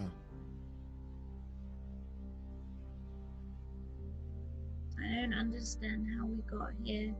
We were drinking tea. And she sort of looks like she doesn't sit up, but you can see her lean forward a little bit and look. And she spies the dragon immediately and gives you a bit of a look as if like, can I go get it? She's getting really angry. They'll be okay. Frankly, I kind of... If your dragon gets angry enough, I'd rather have them deal with it than us, and it might give us a good distraction. She nods. So, what do we do now? think we wait. I mean, I kind of, without trying to make too much of a scene of myself, try to get some kind of count of how many people I see, you know, especially I think if I see that blonde woman or that Komodo dragon around, or, you know, how many of these people from the church, etc. You roll an intellect check, please, or if you have perception or anything. I do not. So let's just do intellect. I'll use an advantage, and let's just do it. Seeing as I know that I'm laying down, I'll take some extra time, but I'm not going to spend effort on it. 15. Okay. So where you're from, it takes you a while to do this discreetly. As this cart is trundling along, you can see someone is walking at the back of the cart at a distance, not really far, but they're obviously keeping an eye out on anything that could be following. And you can see 2 people on the right hand side of the cart and 2 on the left. There seems to be 2 people each riding one of the rams, and someone at the front that you can't really make out who they are because the rams are in front, but you can definitely pick out they're there. There are no Inarque here. They're apart from your own, none of these people seem to have one, and you don't see this woman anywhere. And yet there's some sort of magic over the cart. So then I think the next thing I would look for is if I see some sort of invention, some sort of persistent magic device. And I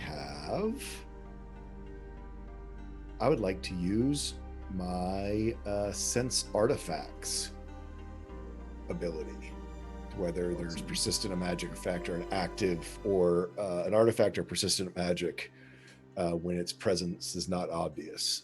So I think he'll sort of reach out, sort of knowing, sort of focusing through Clyde to see if he can get a read on something.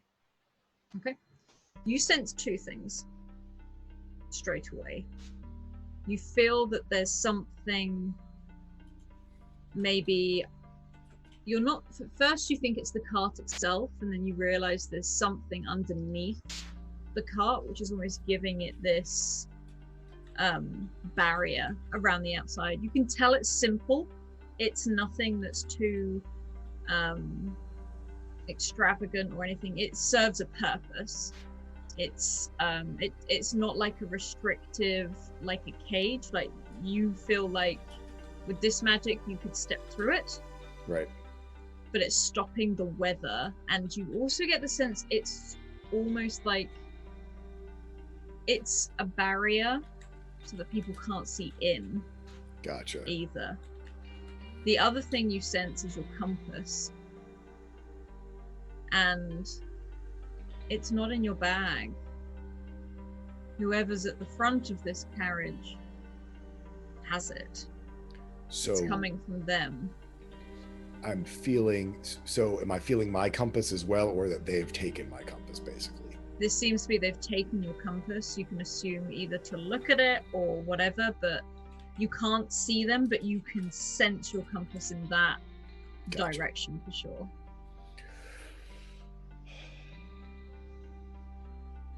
And Tuva's what is it? They've got my compass, and there's some sort of illusion and something to help with the weather around the cart. And she sort of looks up and around. Well, we need to get your compass back, right?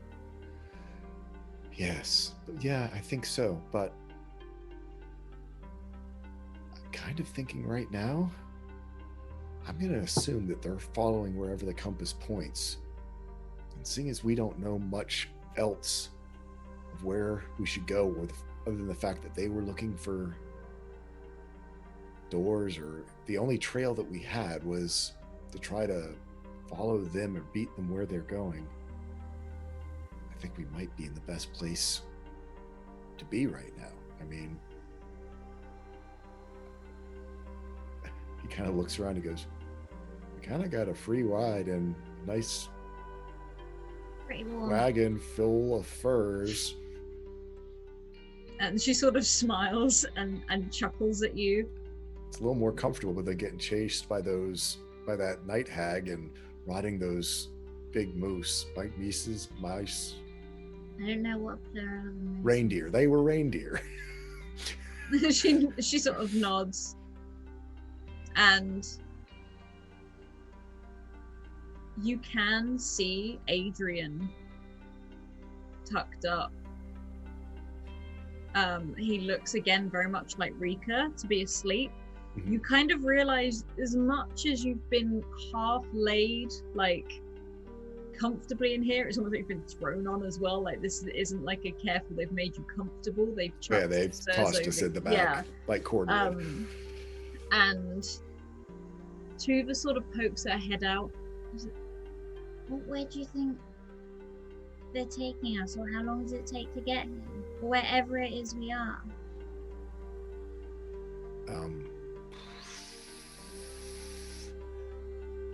I'm gonna guess north. I mean, I'm trying to recall back, I think I have it in my notes, of what direction my compass was pointing. I believe it was northwest, correct? Yes. They're following my compass. It's gonna be northwest. And I think that's where the bridge that they were talking about was. That Mikkel, the ghost, he kind of shudders, was saying. And she sort of pauses for a moment. You see her sort of go back into the furs a little bit. But where's Reese and Paula and Florence? Well, they're not here. I'm hoping that they're following us out there in the woods somewhere. Or I know they were going to try to beat these people. I know they wanted to get Adrian back, but since Adrian's with us, I'm assuming that didn't go so well. Well, do you think they're okay?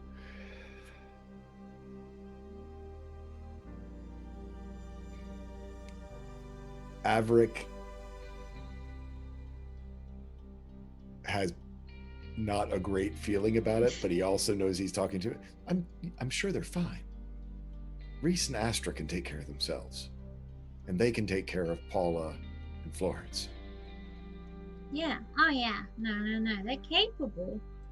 But and she pauses for a moment and sort of looks around.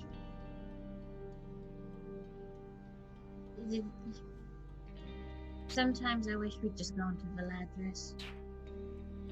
Well, same here. She sort of stirs for a moment. And you see a little hand come out the furs and sort of reach over towards the cage. And the dragon seems to calm down a little bit as she puts her hand in the cage. It sort of heads over and curls up quite close to her hand. I'm sort of looking, as we've sort of made probably more movement than Averick would have wanted to.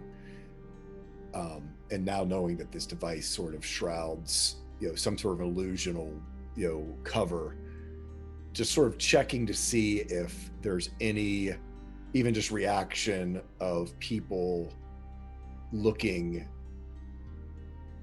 at us, or if they're the people who are riding on the rams or who are walking next to the cart are affected by the illusion as well, that they can't see in, even though I can see out. You do get a notion every now and then where someone looks in your direction, and it's almost like they peel back air to look into this thing, but it's never a lingered look. Right. It's they do seem to stop and look, and you can hear them chatting to each other. Ooh, I And would love to listen, see if I could hear what they're saying. Or do you have a listen check, or is it straight up I intellect? do not. Okay, that's fine. Just roll an intellect to see how much you actually hear. Oh, sorry, I clicked the same thing again. I didn't mean to. That's all right. Let me just make sure.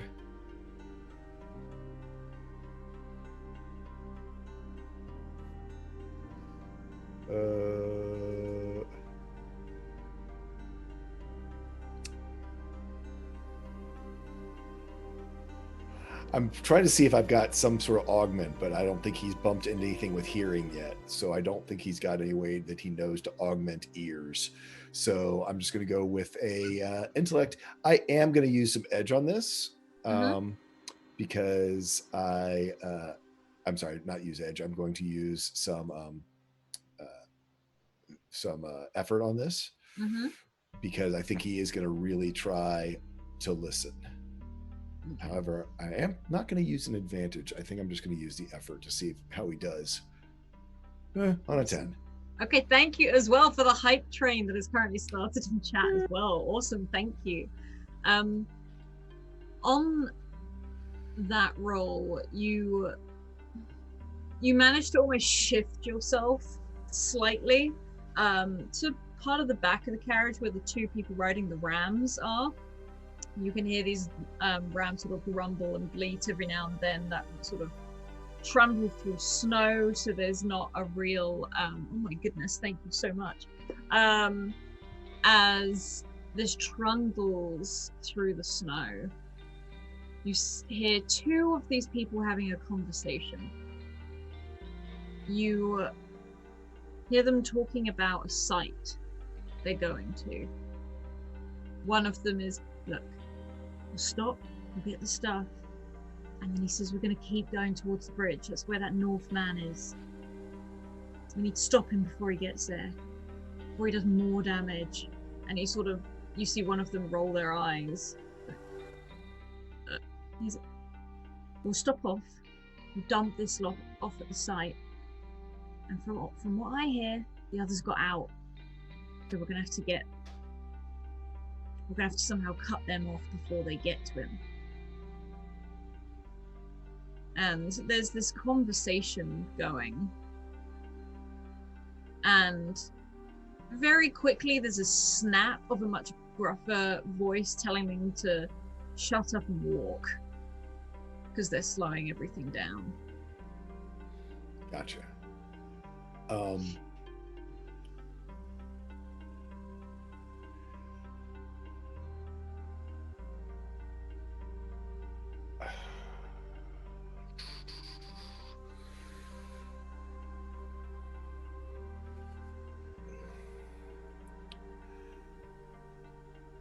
know what I want to do. I'm just trying to figure out the safest way to do it.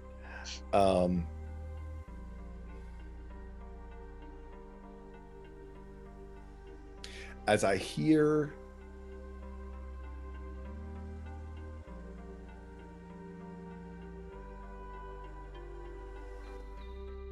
them sort of get called. Oh, it's going to take me some time, though. I think I'm going to try to determine any type of sort of rotation or schedule, or if people are starting to get tired and not looking in on us as often, he needs to try to find a little bit of time. And it might even be that he just pulls the cover up over his head so he's underneath of the furs. He wants to work, knowing that they're going to be probably manhandling them again. He wants to work on this fin from the eel and see if he can get that perfected. Okay. But I don't want to get caught doing it. So I think I've got a couple things. I think we talked about the sound dampener is basically mainly for the leg, that it just keeps me whatever. So I think I'm just going to try to take some time, either like under the blanket or maybe even have Tuva sort of keep a lookout in case she has to interrupt me or whatever, so that I can not look like I'm doing what I'm doing, but I really want to try to get this learned, this eel electric discharge. You, first of all, Tuva sort of gives you a nod, and you see her shuffle underneath the furs herself before her head pops out the other side of the carriage, not far from Rika and Adrian.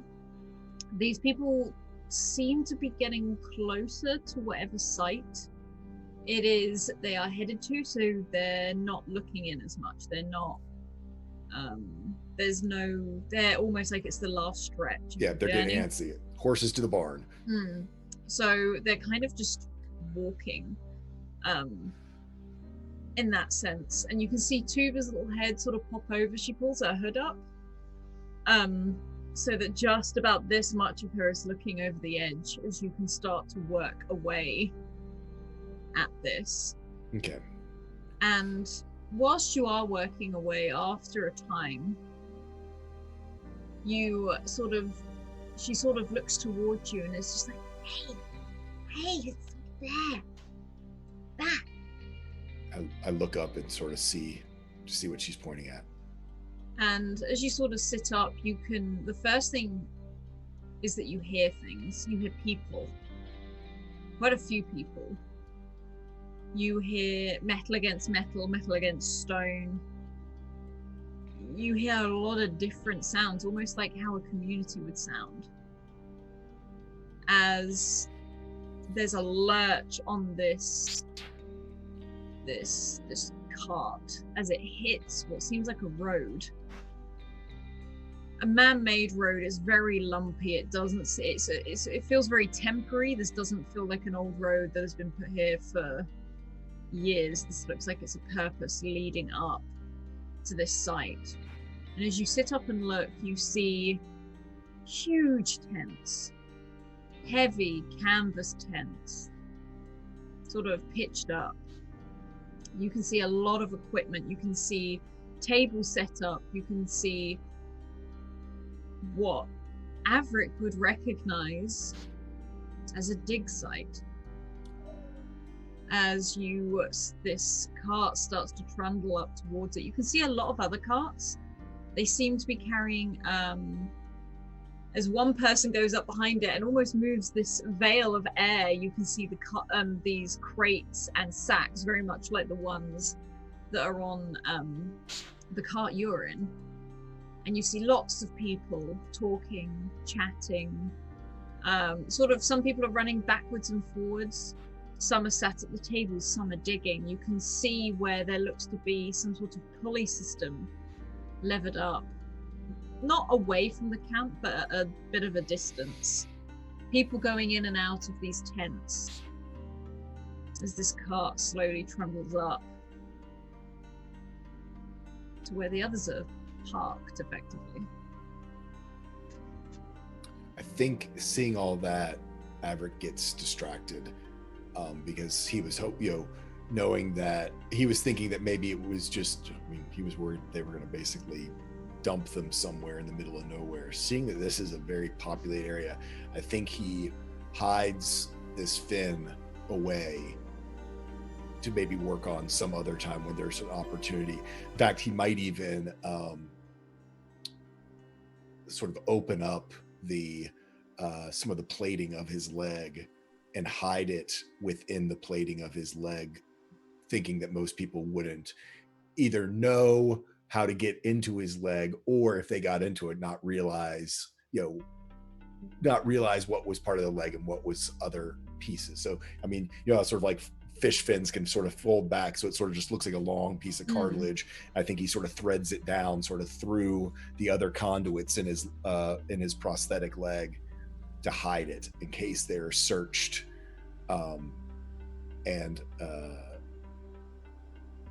Then I think he looks at Tua and goes, pretend like you've just woken up or that you're still knocked out.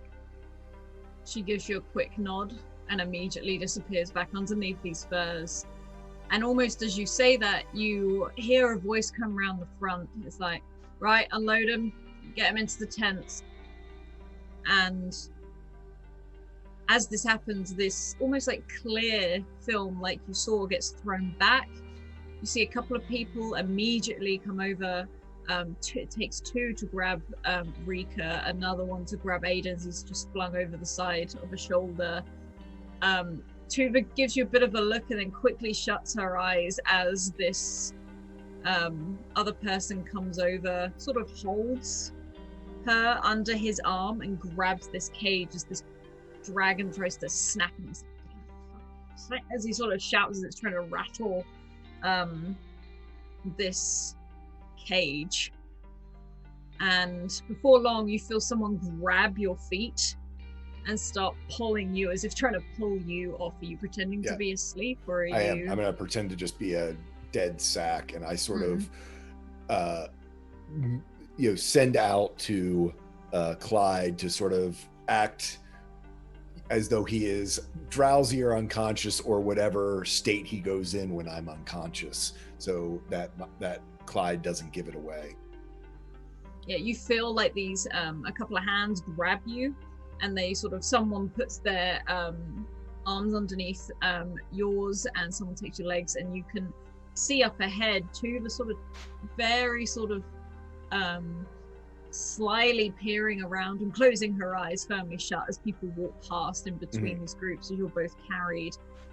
You see someone in a very long coat and a hood, like very sort of a dark brown, again it looks like heavy furs and leathers, is handed this dragon in this huge bird cage, and it is taken separately off elsewhere. And you see Tuva for a moment, eyes snap open, and you see Brenna start to flare up a little bit as if she's getting sort of just a tiny shoot bit her bigger. a look of just basically have my eyes dart to tell her to note where the dragon's being taken.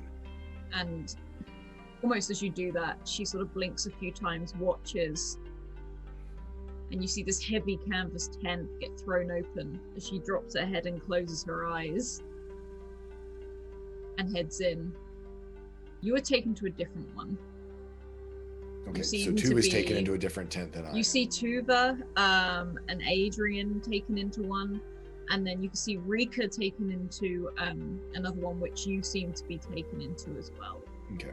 And you can feel that cold wind and that very icy sort of air. You can see people huddling around these huge fires.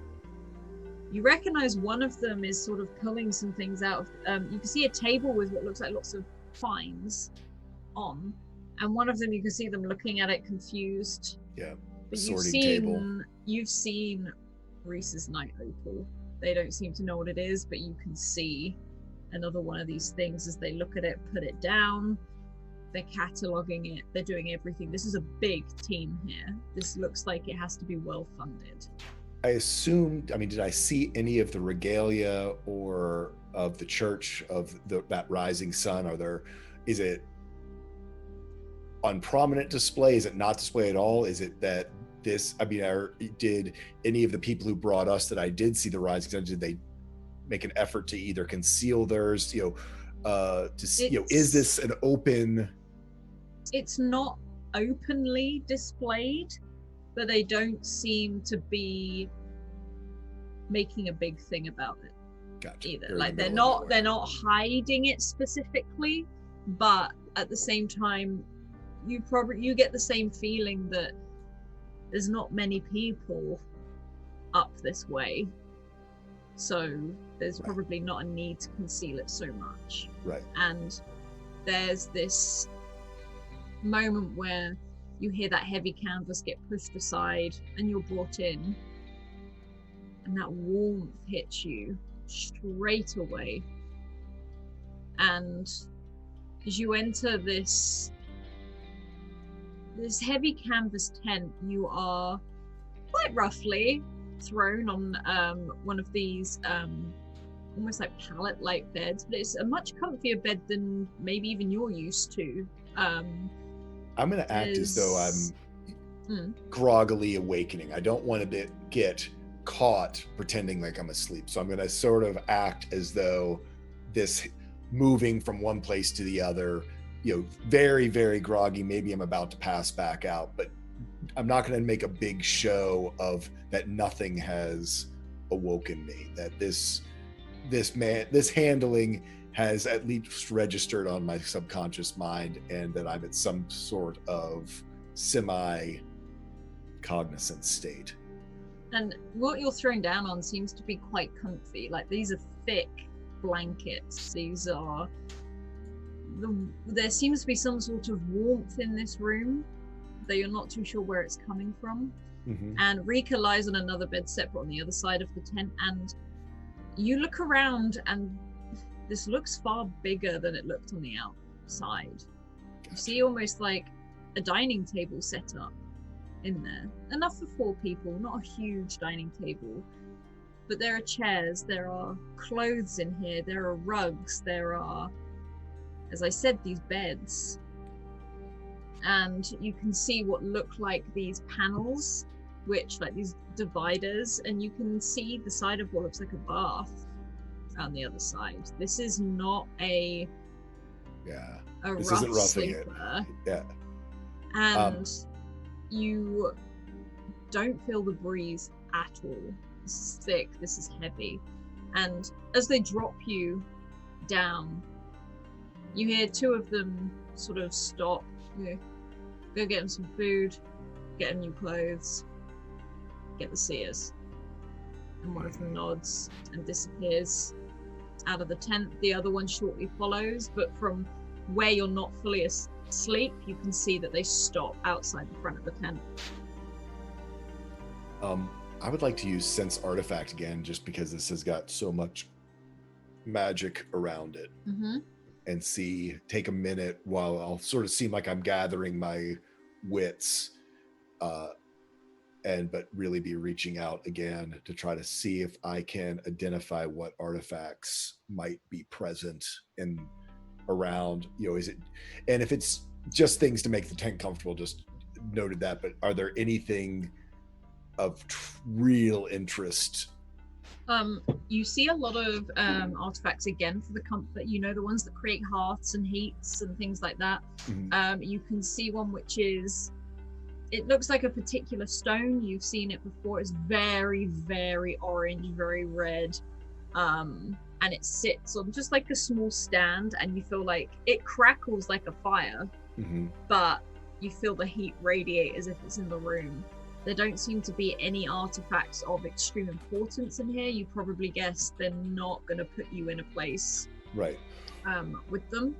Or anything on that table. And now, is that sorting table in this tent I'm in, or did I pass? Oh no, that was outside. So I'm too far away for that.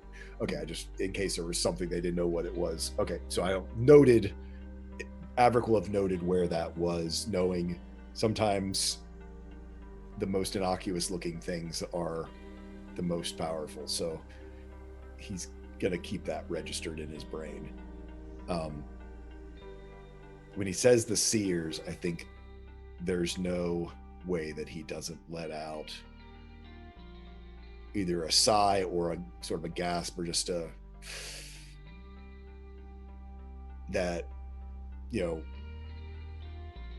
of flashbacks to 8 years ago, where he had multiple sessions after session after session with the seers, and then again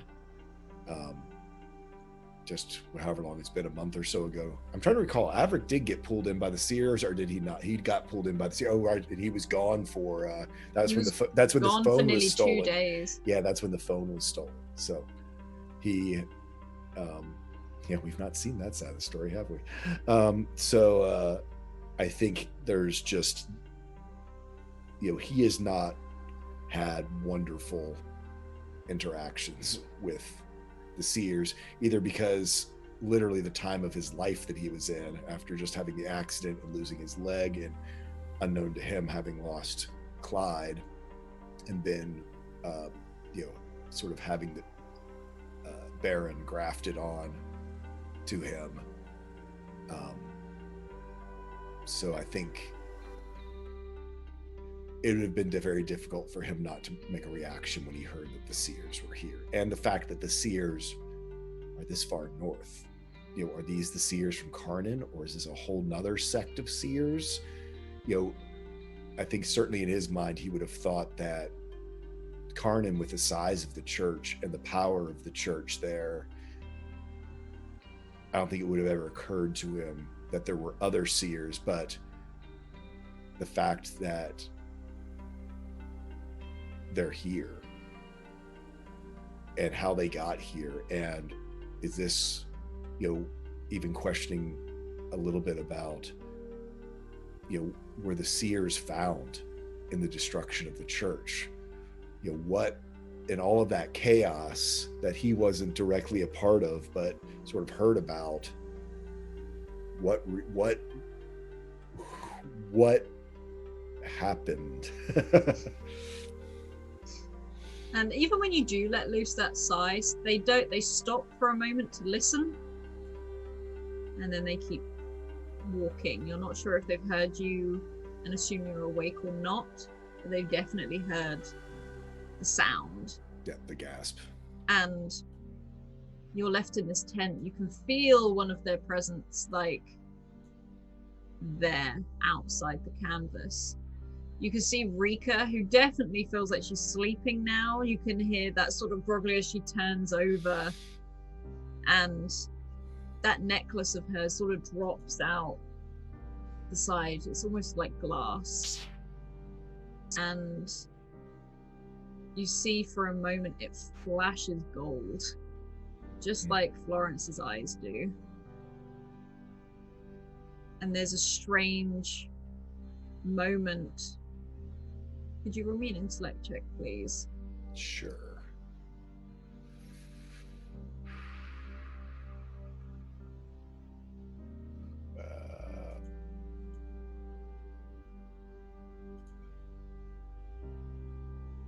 Hello? There it is. There's a moment where you look at it and this flash of gold, sort of like a sheen, goes across the surface. And you're not sure if it's because you're dreary-eyed or anything, but... He's thinking about that fin in his leg and whether he's got time to do something, because the seers scare him. And I think his mind is so occupied right now with the...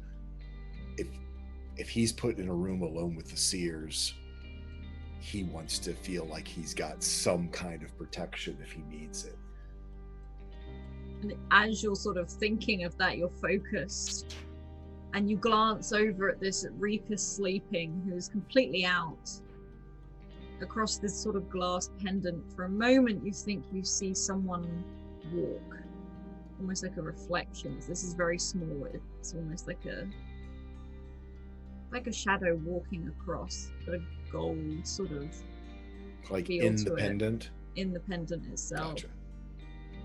As she rolls back over, and you can hear like this grumble as she sort of tries to wrap her arms around herself, and you just lay there listening to all the voices in the dig going on outside. And Florence, Reese, and Paula, you've been on this huge sort of creature as it walks, and it trudges, and you feel the sway of it. And it seems to stay fairly quiet for a while. And there's just something about this that I would say you could all sense at how old this thing is. And it has a very strange sort of sense of calm about it.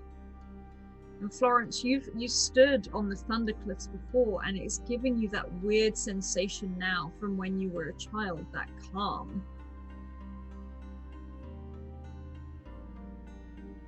And it stands and trudges. You see the huge footsteps being left behind, and it sort of walks parallel with this cliff face that goes up and down all the way. And you see it glance over at the rock every now and then. Sort of gives a slow blink, and the longer you look, at this rock face, the more faces you can pick out. The more of these creatures you see sleeping on the side of the cliffs, unmoving. These almost puffin-like creatures, these birds landing on the side, nesting. As it walks you further north.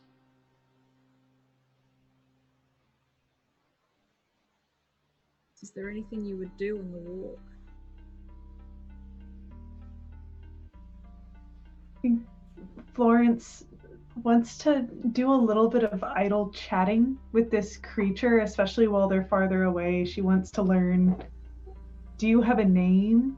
And what do you call yourself? Especially as they see on that rock cliff, there's so many other of these creatures, and she wants to be able to call them by their name if they have one for themselves. You hear that gruff voice again, and this time you sort of receive it differently. You still hear this language you don't understand, but somewhere all three of you hear in your head the name Juicer. And this feels like the name of this individual, one, not all of them. And you get a hint of sadness when you ask about what are you all called. And there's this moment of where the head tips slightly. I don't know when or if they will wake again.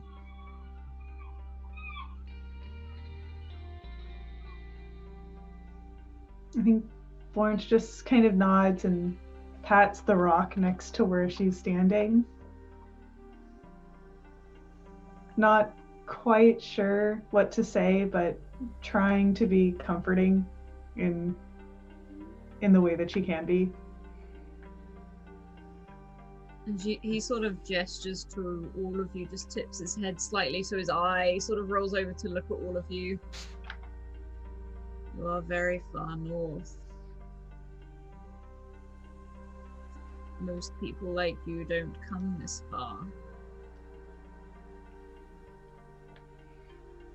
We have a few things that I think we were sent here to learn. And I think there's a few things that we're here to do as well. And he pauses. The lady wished it. It's why you are here. Does the lady have a name? And at that, he does look like almost shocked that you don't know it. And then Florence will lean forward and almost say, is the lady's name Thara? And he looks down and shakes his head. And you feel him stop. And you feel him start to move his feet as he sinks further into this black sand. If Lady Dunera wish for you to come this way, then you come this way. And he closes his eyes for a brief moment. And then sort of casts his head forward towards the direction of the bridge. You do not travel with good company. You are followed. And you watch his eye turn, not his head, and walking along the edge of the cliff face is a woman with mousy brown hair, tall in furs. This is quite a distance. And a huge black Komodo dragon walks beside. And as you look, she looks back. And you feel she's been watching for a long time. And she is not hiding that she's there. And I think that is where we will leave Dunera this week until next. So please check out all the links coming up in chat now. That includes our Discord. There is a Discord channel specifically for this game. We would love to hear what you think. I love reading the theories in there every single week. So definitely head over there. If you've missed out on anything, then you can head over to YouTube and catch up. Everything is in a playlist, so it is easy for you to catch up. Sorry, my brain, I'm very tired. I don't know why it's not working today. Also, if you want to get into a game, go drop Scrat a DM on Twitter. Come and join us in some of the viewer games. I can't believe how far we are through this season already. Also, a huge thank you to our wonderful sponsors in the form of Hero Forge. You can see the coloured minis here. We are doing some more stuff with them, either this week or starting next week. But I'm very excited for what's to come, so keep your eyes peeled for that. Also, Mayhem Press, one of our viewer games is their Fae Folio. That is on a Wednesday, so if you want to come and try that out, it's brilliant stuff, as well as their Dark Matter, which I'm a particular fan of. I adore their Dark Matter because it's D&D in space, which is a favorite thing of mine. Also, the Deck of Many Things, and the Moving Magic spell cards, which you can see here. They are a donation for this channel if you want to affect the game. They also created Humblewood, which is another one of our viewer games. It's very wholesome, it's very cute, as all these woodland critters go on an adventure if you want to check that out. And last but certainly not least, also Dungeon Fog for all your map and world note needs. If you update the map or you update the notes, both update simultaneously. It's great for one-shots, campaigns, you name it, it's great. Otherwise, keep evoking emotions and see you next week. Bye.